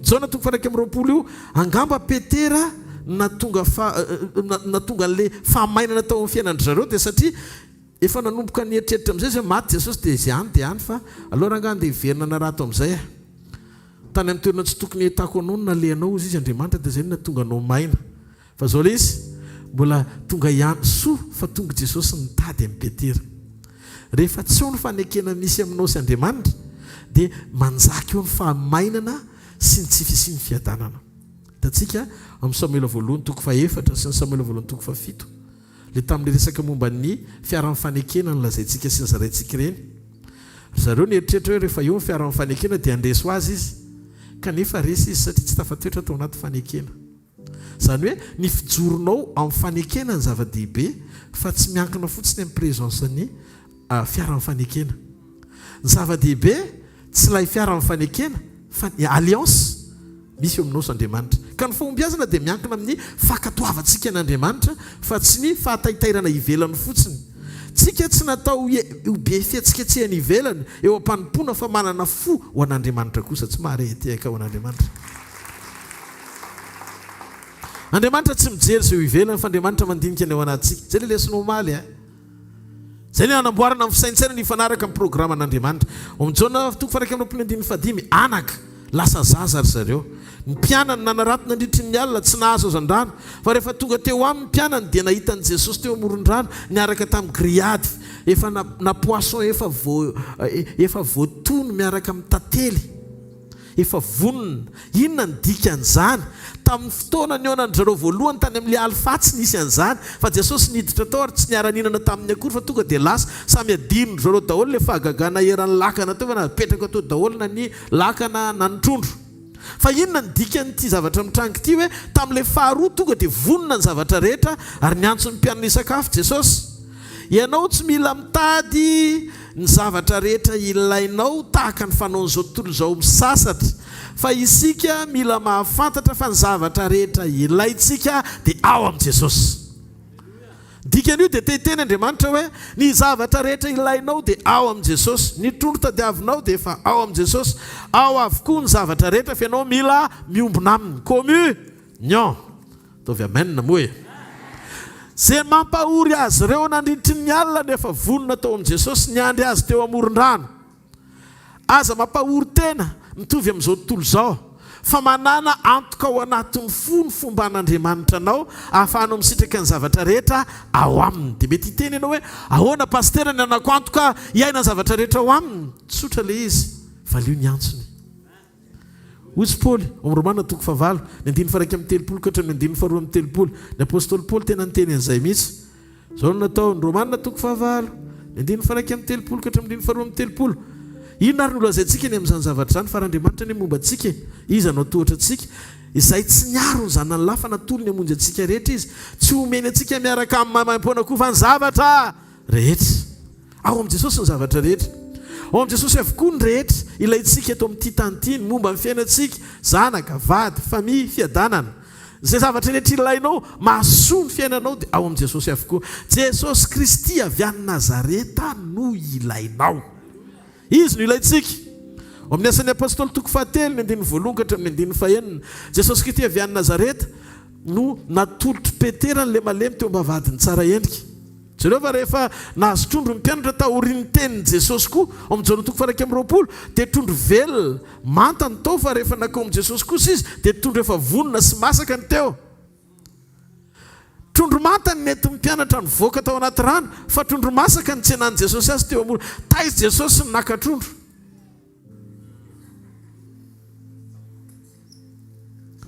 ireo tsy nahitan'i Jesosy nanarato efa nahita trondro vonona teo amoron-drano azo isitrahany ny fitahian'i Jehova amin'ny mampanankarena ary tsy azo ny fisasarana abiny zany tsy mahareteka ho an'Andriamanitra obolona toko 10:2 rehefa Andriamanitra no manomana zavatra ho anao dia izy ihany no mamboatra izy no misahirana izy no mahandro ary izy no manolotra eto amin'ity Jona toko 1:20 ity tsy Petera na Jona no namboatra fa Jesosy tenany mihitsy zay vao tanteraka marina ilay teny hoe fanasan'ny tompo avy isakafo halleluja Jesosy no karakara satria izy ny mahalala ny dosage ny sira tena mety aminao sy tsara aminao.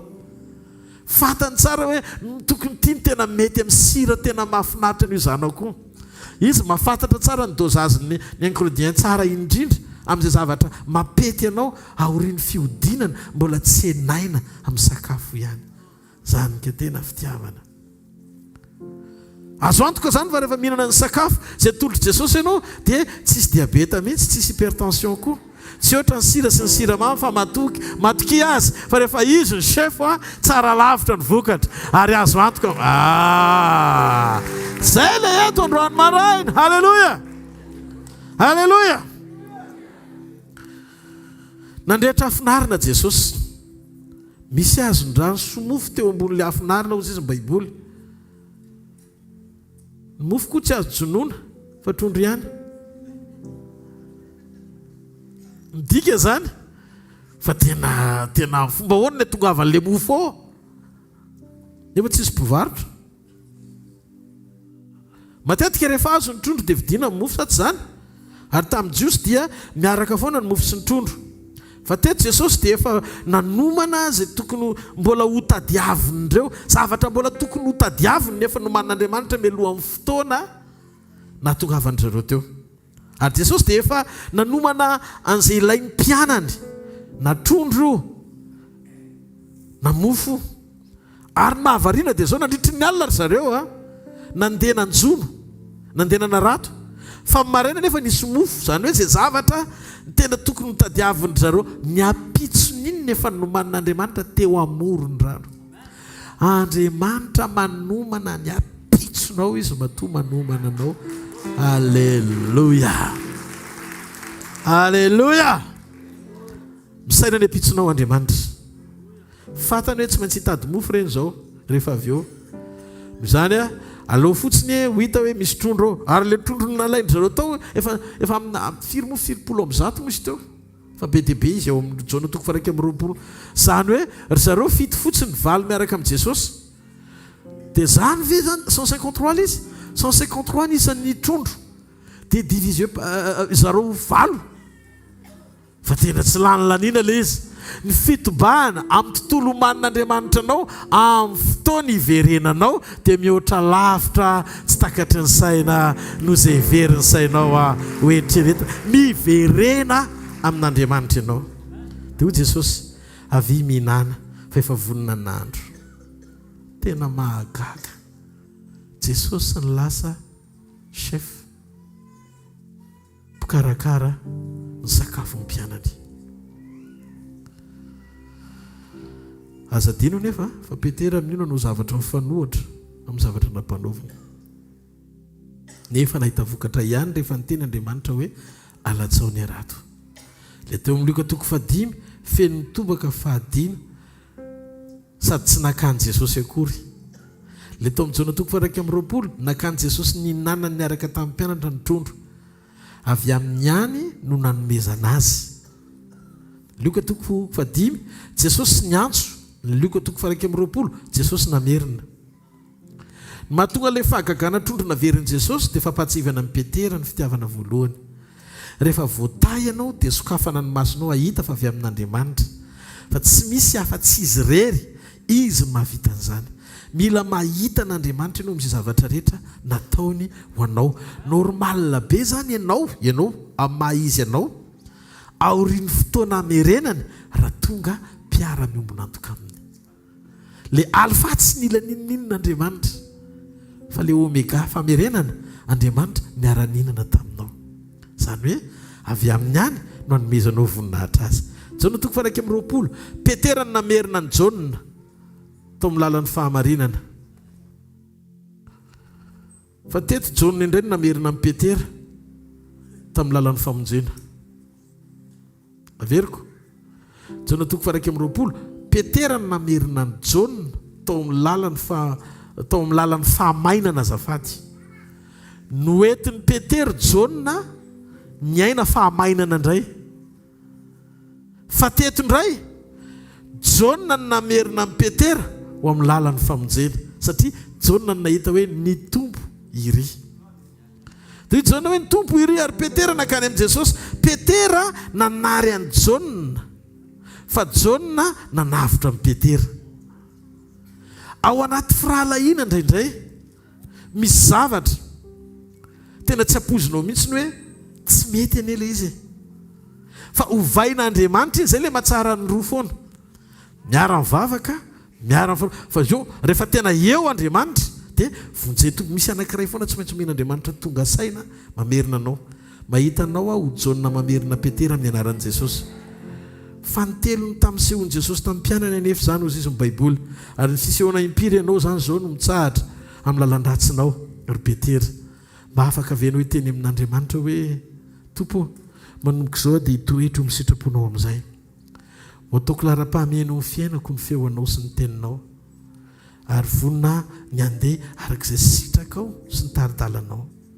nahitan'i Jesosy indroa kanefa mbola mandeha indroa talohany io zany zareo efa nahitan'i Jesosy kanefa dia mbola mahavita ihany mandeha miverina manjono ohatrany hoe mahatsapy zany hoe nylozan'ny tompo angamba nohatra ny aitraitra ilay izy hoe satria fa nitelony ilay fionana efa nisy indroa zany nefa mbola mahavita miverin-dalana ohatr' zany ihany zany efa tsy hoe Jesosy maty zany ilay izy hoe any Jesosy dia tsy hitatsony fa efa niseho Jesosy ohatra mieritreritra zareo hoe nafoiny tompo angamba ka taorian'ny fitsanganany a dia misy zavatra vonona avy amin'ny tompo ny trondro azo ifampizarana fa ny mofo dia maneho ny tenan'i Jesosy azony hozaraina amin'ny mpianany mitsangana io mitoerana misy ianao ary atovy azo antoka ny fiombonanao amin'Andriamanitra androany tenenao Andriamanitra androany maraina hoe mangeta hitanao amin'ny foko Andriamanitra tena tsapako ny mofom-pamerenana ampijoro atsara eo amin'ilay position'ny olona afaka hisitraka ny tsara anao misaotra ny amin'ny fahafahana mbola omenao aho mbola fahako miombona aminao miray latabatra aminao miray fiainana aminao tiakanao androany a anokatra mifonao dia teny amin'i Jesosy hoe Jesosy io misaotra ny amin'ny alehibe ny fitiavanao amin'izay vohomanao aho misaotra satria tsy niandry ahy ianao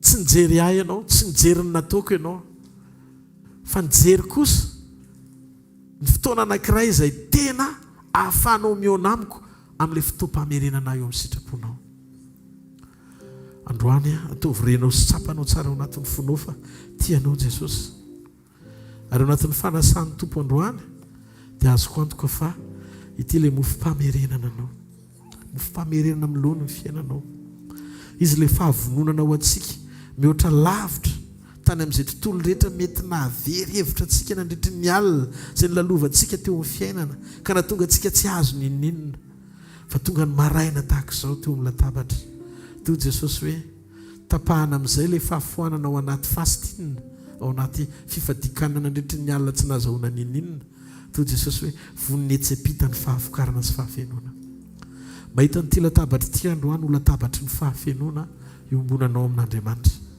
ireo zavatra rehetra mbola tsy tanteraka rehetra eo amin'ny fiainanao dia ho fenon'Andriamanitra androany ndao tsika tena iaina fifohazam-panahy marina ny fifohazam-panahy marina zany tsy le hoe fihetsiketsehana ivelany fotsiny anangon'olona ho an'Andriamanitra fa ny atonganao olona feno Andriamanitra tena anana fahatsapana ao anatiny fo fa olona anankiray tena miray amin'Andriamanitra tanteraka ary azo antoka fa miombona amin'ny tompo sy tsena ny tompo tsara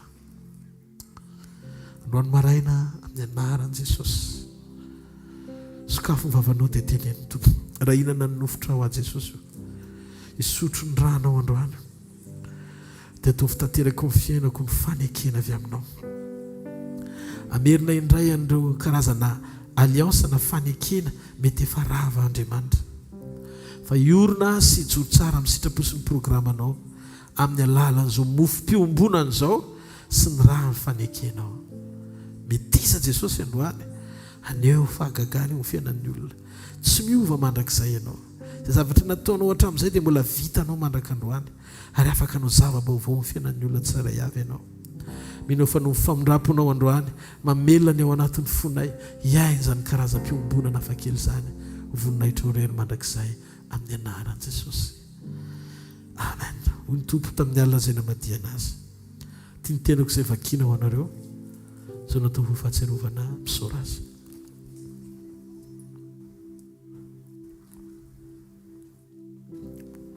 Misaotra tompo ny amin'ny nofotro izay mivakiana, ilay nofotro nandresy fahafatesana, ilay nofotro mitondra fiainana sy fanasitranana, ilay nofo afaka novanay amin'ny fotoana ny nono trompetra hitafiny tsy fahalovana. Makasitraka ny amin'ny fanekenao satria ny fidiran'ny nofotro ao anatinay dia hitondra ny endriky ny fahafahana sy fanasitranana feno avy aminao. Anaisitra izay tolo tsy nambolenao ao anatinay mba hahafahanay manompo anao am-pifaliana amin'ny anaran'i Jesosy. Amen. Tahaka izany koa ny ranom-boaloboka izay manambara ny rano fanekena vaovao sady mandrakizay izay nalatsaky ny tompo antsika ho famelana ny fahotantsika. Ka na ovinanao vintsika mihinana mofo sy misotro amin'ny-kapoaka dia manambara ny nahafatesan'ny tompo mandra-piaviny misaora azy.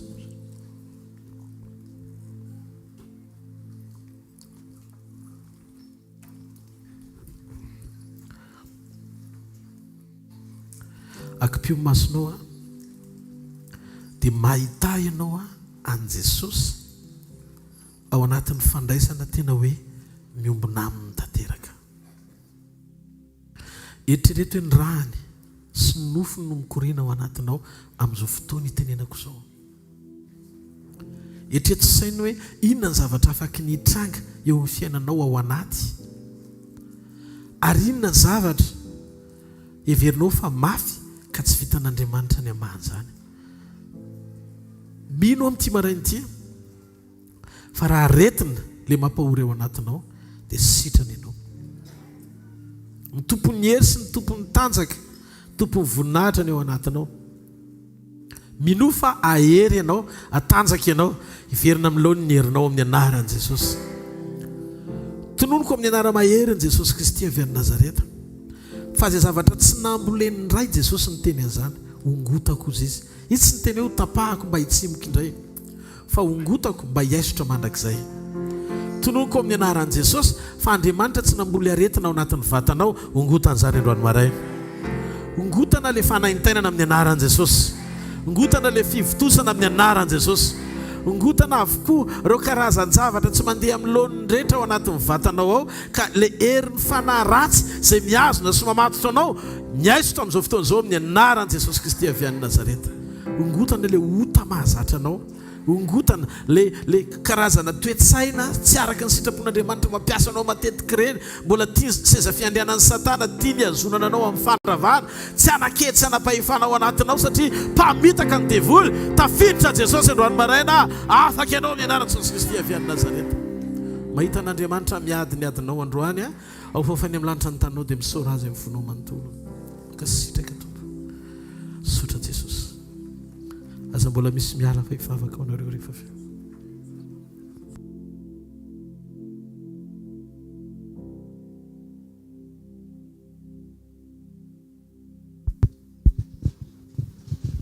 Alleluia. Alleluia. Mahazo toerana tompoko azafady. Hiditra ao anatin'ny filazantsika, filazana amin'ny programa eto amin'ny asa fanompoana. Tahaka izao manarak'izao ny programantsika. Misaotra an'Andriamanitra aloha ny amin'ny fatateran'ny fotoan'androany teto amin'ny trampokon'olon'Analakely Sabotsy communion amin'ny herin'ny androany ohatran'izao dia misy ihany koa eto manomboka amin'ny 7 maraina. Alleluia. Maro tsika no mandefa MP any amin'ny hvkl-mission events mangataka hoe ohatran'ny ahoana amin'ny programa. Azavaiko aminareo fotoana fohy fotsiny hoe ohatran'ny ahoana ny ahafantarana ny programa. Misy ora reny, misy ora hoe isaky ny Sabotsy maraina misy programa, misy sary dia afaka jereenareo fa isan-kerinandro dia tsy miova amin'ny programantsika. Na izany dia ho tononoko manaraka eto raha milatsinainy maraina sekoly fanasitranana amin'ny 7 hatramin'ny valosasany Choprety Analakely 2e étage hôpital lycée JJR na Jean Joseph Rabearvelo. Talata sy larobia sekoly famana olana ny talata alarobia sekoly fitam-panasy fanambinana ho an'ny tokantrano sy nisambatan'olona ihany koa toerana dia tsy miova shoprety analakely ihany zoma hariva fanotronana eto amin'ny trampokon'olona analakely tsika manomboka amin'ny efatrora hatramin'ny eninenina eo alleloia. Ny programme ny hvkl en Europe hvkl-mission France amin'ny iray sasany ao amin'ny avenue Garland 36 avenue Garland Bagneux 92 220. Any Marseille koa dia misy hvkl-mission. Raha mahalinanao zany dia ity numéro téléphone azahoana zareo 06 26 82 90 50 06 26 82 90 50. Raha ny Haute-Savoie ianao dia alady maraina amin'ny 1:30 sasany ao amin'ny église évangélique Lumière. Dia tahak'izay sy tahak'izay ny programantsika eto amin'ny asa fanompona. Ankoatran'izay misy ny fandarantsika ao amin'ny Cool TV isa-maraina.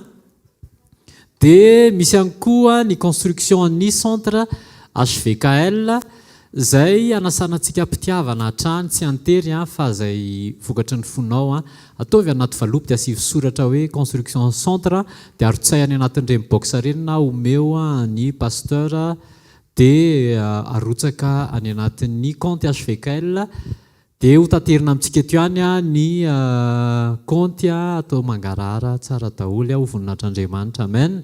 Araka ny lazain'ny pasteur dia misy ny programme atsoatsy izay amorina ny mpivady rehetrarehetra atao amin'ny asa fanompona na ireo mpanaraka ny ivelany amin'ny émission FB dia asaina mpitiavana sy ampanajana ianao anaraka tsy tapaka fa rehefa kelikely zany dia isy regroupement ho an'ny couple na ho an'ny ray aman-dreny zay mananjanaka na tsy mananjanaka ihany koa. Dia ohatran'izay koa ny club d'ado sy ny club d'enfant. Merci. Un club d'ado sy ny club d'enfant dia efa mila miomako mantsika manarak'izay moa efa kaikaiky ny faran'ny taona 4 bolana sisana 3 volana raha betsaka dia hiditra amin'ny fankalazana ny nahaterahan'i Jesosy tsika fa tsy arovana amin'ny fankalazana nahaterahan'i Jesosy dia efa mila miomakomana ho amin'izay ihany koa. Tapitra ny filazana asaintsika pasteur Jao mbola tsy tonga le izy tonga dia asaintsika aloha pasteur Jao eny tompoko iny ny fanatitra manasanao hitsangana ainjiro makety aloha ny tananao maketo amin'ity box ity fa tsy aty amiko ataovy eto sisy pasteur Jao any aminao ve hony tsy aty amina fa alefaso eto ny tananao dia ndaontsika hivavaka ray amin'ny anaran'i Jesosy misaotranao zay mankasitraka anao zay fenao nanome hery ny tsirairay afy avory arena avy any aminao ihany Jesosy no nanimbina anay afanay manolotra ho anao ray amin'ny anaran'i Jesosy ta io zany ho tonga afanan'olona marobe ho voatahiry mandrapiferinao eny amin'ny raha ho any lanitra misaotra ray amin'ny anaran'i Jesosy amen amen. Datsika tehaka mafy tsara ho an'i Jesosy tamin'ny herinandro toy izao dia nanatanteraka ny fanamasinana tokantranony tanora avy ato amintsika indray ny tompo dia iaraban'izy mivaditsika manasa ny tsioro 610 vetivety mba hiakatra ety dia raisitsika anatin'ny tehaka amin'ny revidrevitra be anaty fifaliana taty tanteraka ny sitrapon'Andriamanitra.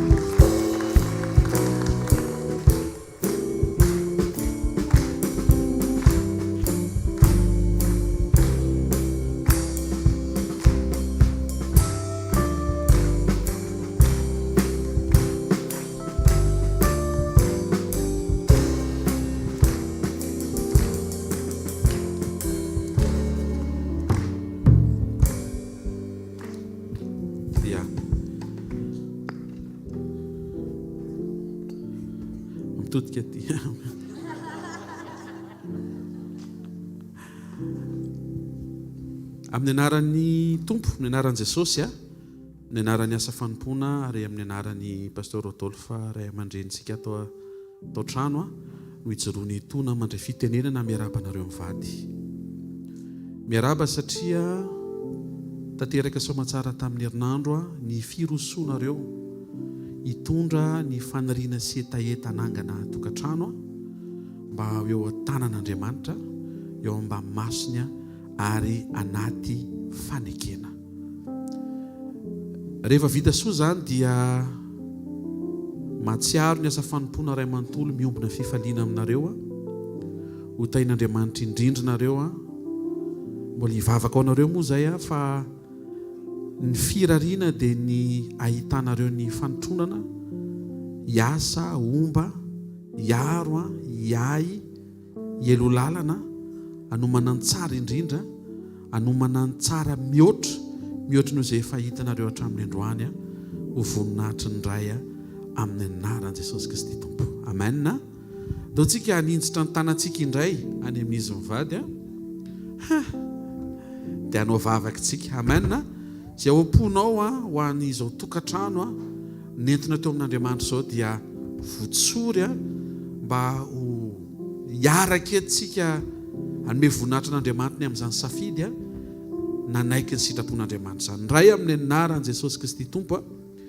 Ndreto zay mpiara-mivavaka, mpiara-miazakazaka piraitam-po ao aminao mivavaka ho an'ny tsioro sy sandi isaorana ianao fa vita soa tamin'ny herinandro toy izao ny fijoroan'izy ireo nametraka ny sitraponao ho ambony indrindra tamin'izay etaeta iroso amin'ny tokantrano. Ankasitrahana efa vita somatsara izany fotoana izany ary mpivady ara-dalàna eo anatrihanao izy ireo. Mivavaka izay ray amin'ny anaran'i Jesosy miombona fifaliana amin'izy ireo ny afatanterahany teninao fa indrindra ny amin'ny hoavin'izy ireo ny fiarovanao ny fombanao ny tananao mahatoky ary mivavaka izay Jesosy mba ho eo an-tananao tsy misy maharombaka hatrany ny fiainan'izy ireo ho tokantrano feno ny voninahitra ao feno ny fahatsaranao feno ny fiadananao feno ny fombanao amin'ny anaran'i Jesosy Kristy avy Nazareta. Tolonay tompo ny fiadananao eo amin'izy ireo fa mety ny zavatra rehetra, feno ny zavatra rehetra, miova ny zavatra rehetra ho any amin'ny fahatanterahana araka ny fahamarinany teninao amin'ny anaran'i Jesosy. Ny fiadiana rehetra voaforona amelezana an'izao tokantrano izao dia tsy ambinina amin'ny anaran'i Jesosy. Lavitry ny loza, lavitry ny korotana, lavitry ny fahafatesana tampoka sy ny aretina, lavitry ny accident, lavitry ny fisarahana, lavitry ny ady, lavitry ny fanelingelenina avy amin'ny fahavalo izay hozonina fa tsy ambinina amin'ny anaran'i Jesosy. Tompo, ianao no aneho ny voninahitra ao amin'ny fahavokarana, amin'ny fahabetsahana, amin'ny taranaka arak'izay isa ao am-pon'izy ireo amin'ny anaran'i Jesosy Kristy velona masina sy manan-kely avy any Nazareta. Da eo ihany koa izay tokantrano rehetra manatrika eto Tompo amin'ny anaran'i Jesosy. Amen. Dao tsika hiteka mafy tsara ho an'i Jesosy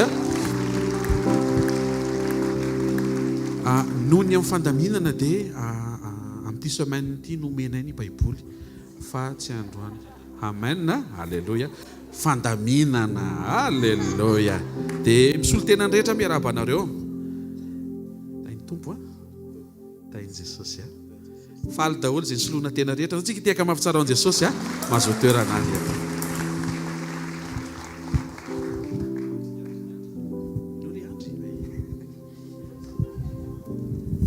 Alleluia.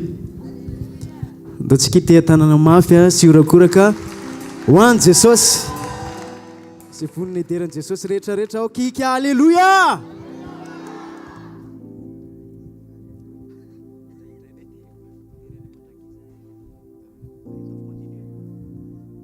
Alleluia. Dao ite tanana mafy ho an'i Jesosy. Alleluia.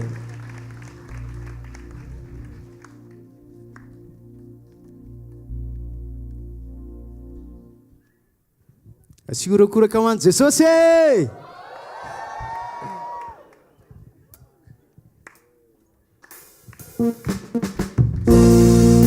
Dao sandratsika eny anaran'i Jesosy.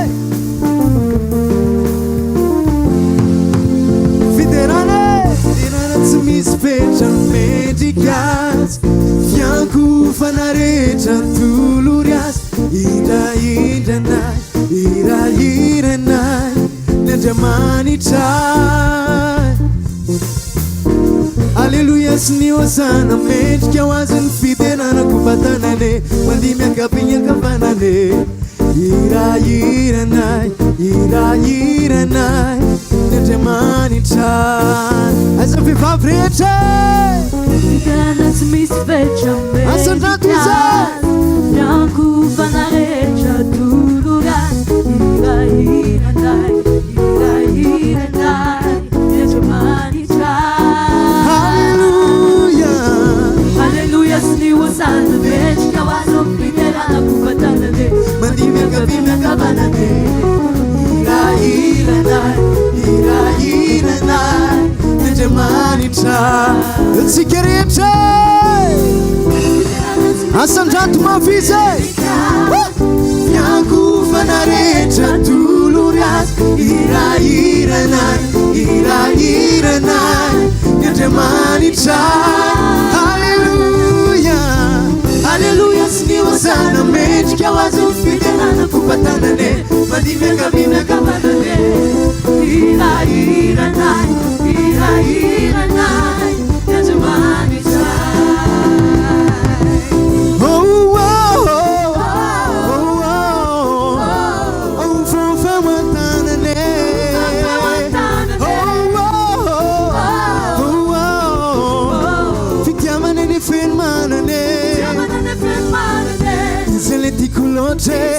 Izale nanamboatre izany no nanorone izale natosorone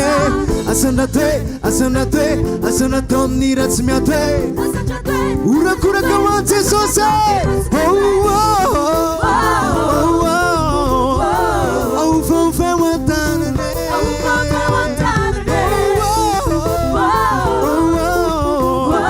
fitiavany ny fenomanane Jesosy no ankalazaine izy ano ilaine izy no ivantanane izy ho any lalane asandrato amin'ny ratsy miato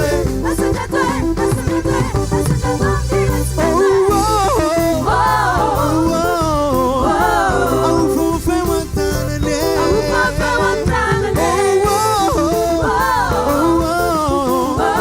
fitiavany ny fenomanane izy maintsy mitombo za tsy maintsy miene tsy maintsy miene mananena isan-karazane laza mifalebiazane renareo anlazane eo antsika rehetra ho an'Andriamanitra miara-mikike eo antsika ho an'Andriamanitra miara-mikike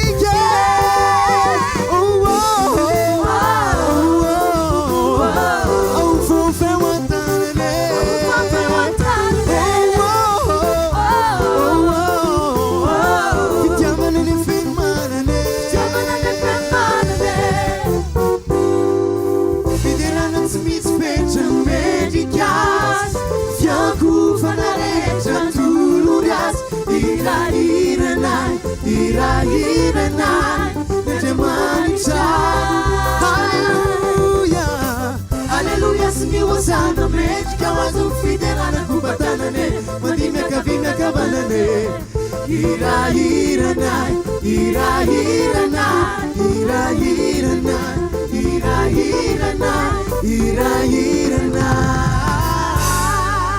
Nandriamanitra urakoraka mafy ho an Jesosy tsika ean'le tiaka ho an Jesosy ataovam-bolon'le tanana ho an Jesosy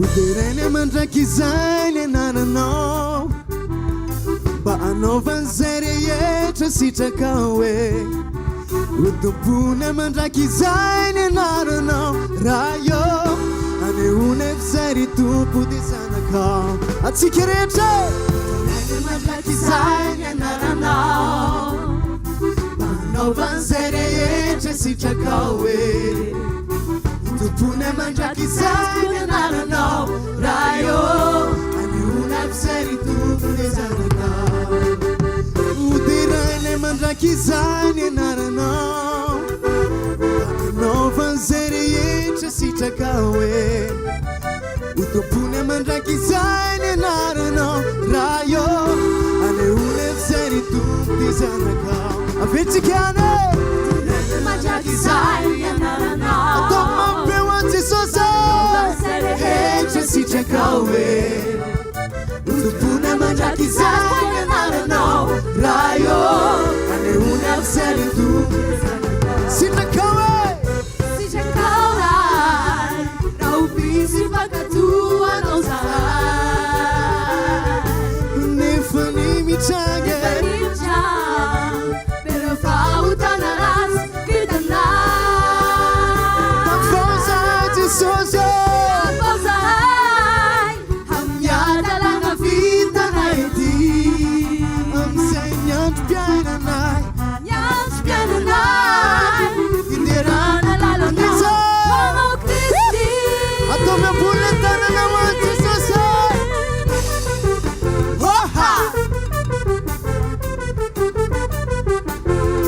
Essa le urakoraka ho an Jesosy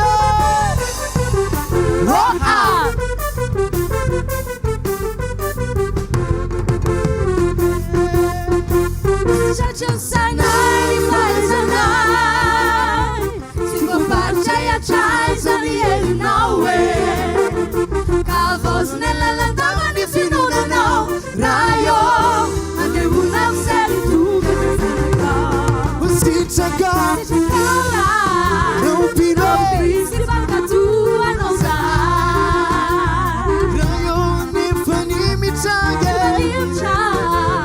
Pero fahotana ratsy vitanay Tafao zahay Tafao zahay Amin'ny adalana vitanay ety Amizay ny andro mpiainanay Ny andro mpiainanay Iterana lalana Ho anao Kristy Ho anao Kristy Asandrato mavizay Ho anao Kristy Ataovy mavbe Ho anao Kristy Tompony tsy to Terainy amin'ny fo Tompony malaza Zahay mitera sy mankalaze Tompony mahery Ny fitiavany ao tsy mihe Tompony mpanjaka Ianao no tompony lake Alleluia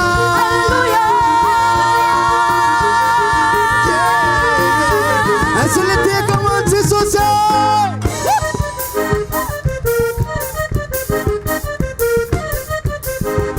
Ataovy ampompony le tanana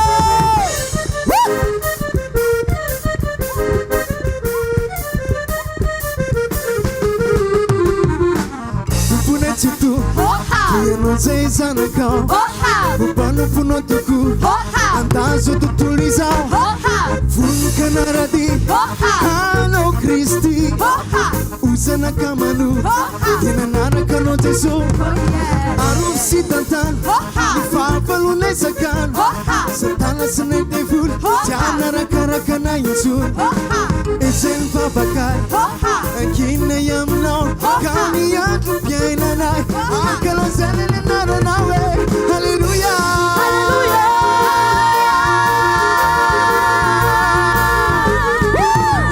Ezay le tiaka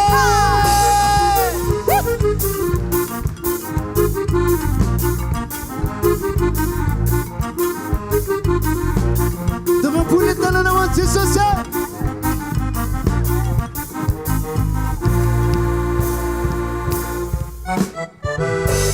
Somary urakoraka ho an Jesosy Ao fanfany amin'ny lanitra ny tanantsika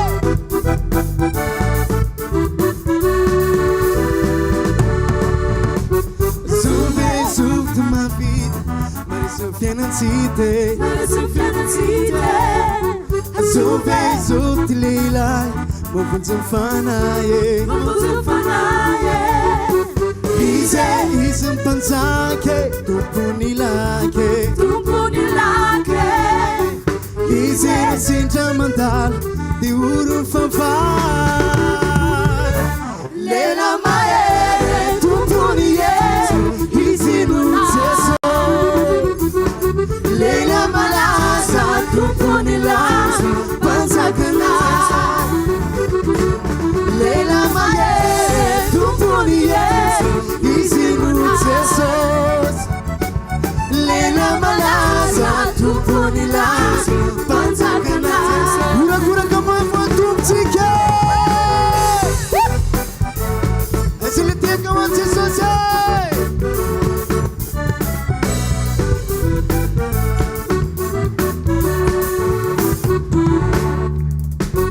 zove tililaye madalomni tanane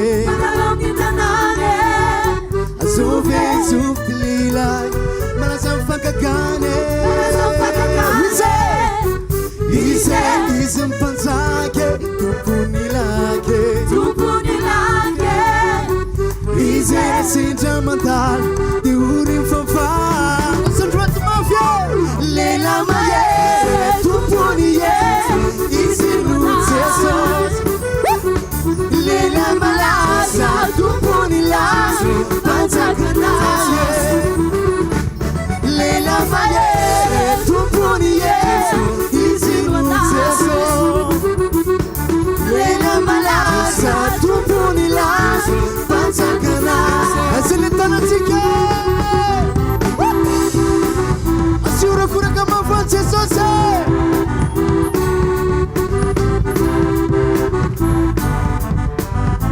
Silaza wano Jesosy silaza wanawe silaza matakiza silaza wanawe lela mayere tompony izy no Jesosy lela malaza tompony laza mpanjakana lela mahere tompony izy no Jesosy lela malaza tompony laza mpanjakana silaza wanawe silaza matakiza silaza wanawe Jesosy lela mahere tompony izy no Jesosy lela malaza tompony laza mpanjakana lela mahere tompony izy no lela malaza tompony laza mpanjakana urakuraka mampewa mpanjake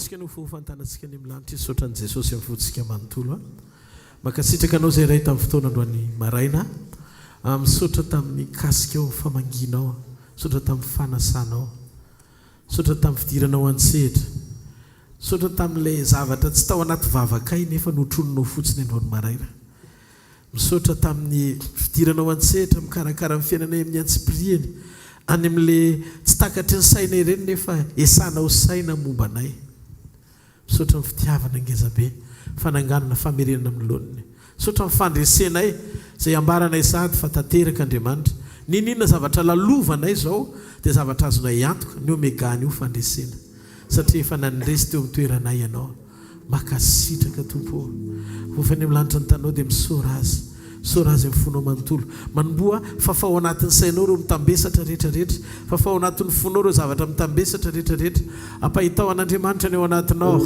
mahita fifaliana mahita fiadanana mahita fitsarana mahita firavoravoam-po mahita fifaliana tanteraka ny fandresenao efa mitranga sady ny voninahitr'Andriamanitra efa miseho amin'ny fiainanao omeo voninahitra Jesosy haleloia sotra tompo zany rehetra zany mitranga sy tanteraka ny fiainako dia satria noho ianao voninahitra ny eo anao reny mandrakizay halleloia hoaziny vonina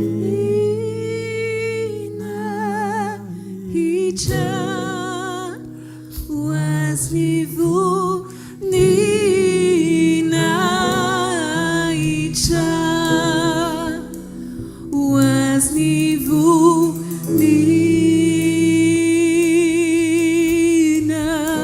hitra mandrakizay halleluia hoaziny vonina hitra hoaziny vonina hitra hoaziny vonina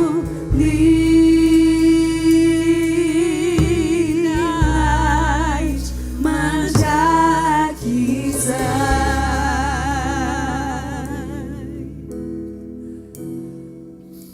jesosy raisiny voninahitra tena nianja ambony indrindra mendriky ny mahampanjaka anao tsapanay jesosy fa tsy avy aminay tsisy na inona inona avy aminay fa avy aminao ny fahatsarana rehetra ianao jesosy ny nanatanteraka ny zavatra rehetra noho ny amin'ny fieretanao noho ny amin'ny fitiavanao sy ny famonjenao dia toy izao zay ary fantatro Andriamanitra fa zay afahanao tompo dia afaka ary zay tahinao dia voata mandrakizay aoka ny tsiray avy androany anina fahatsapana tompo fa raha ve ty fivorian'ity ka andeha ody izy hiatrika ny fiainany ianao no loha lalana sy ho vody lalany ianao ny akavia sy eo amin'ny akavanany ianao ny ameno azy ianao ny amaly azy ianao ny tahiry fifaliana azy ianao ny ampitoetra fiadananao azy makasitraka sady ny amin'ny vavolombelona ny amin'ny fahatsarana efa tanterahanao sady ho fiainanisam-batan'olona raiko amin'ny anara mahery Jesosy Kristy avy any Nazareta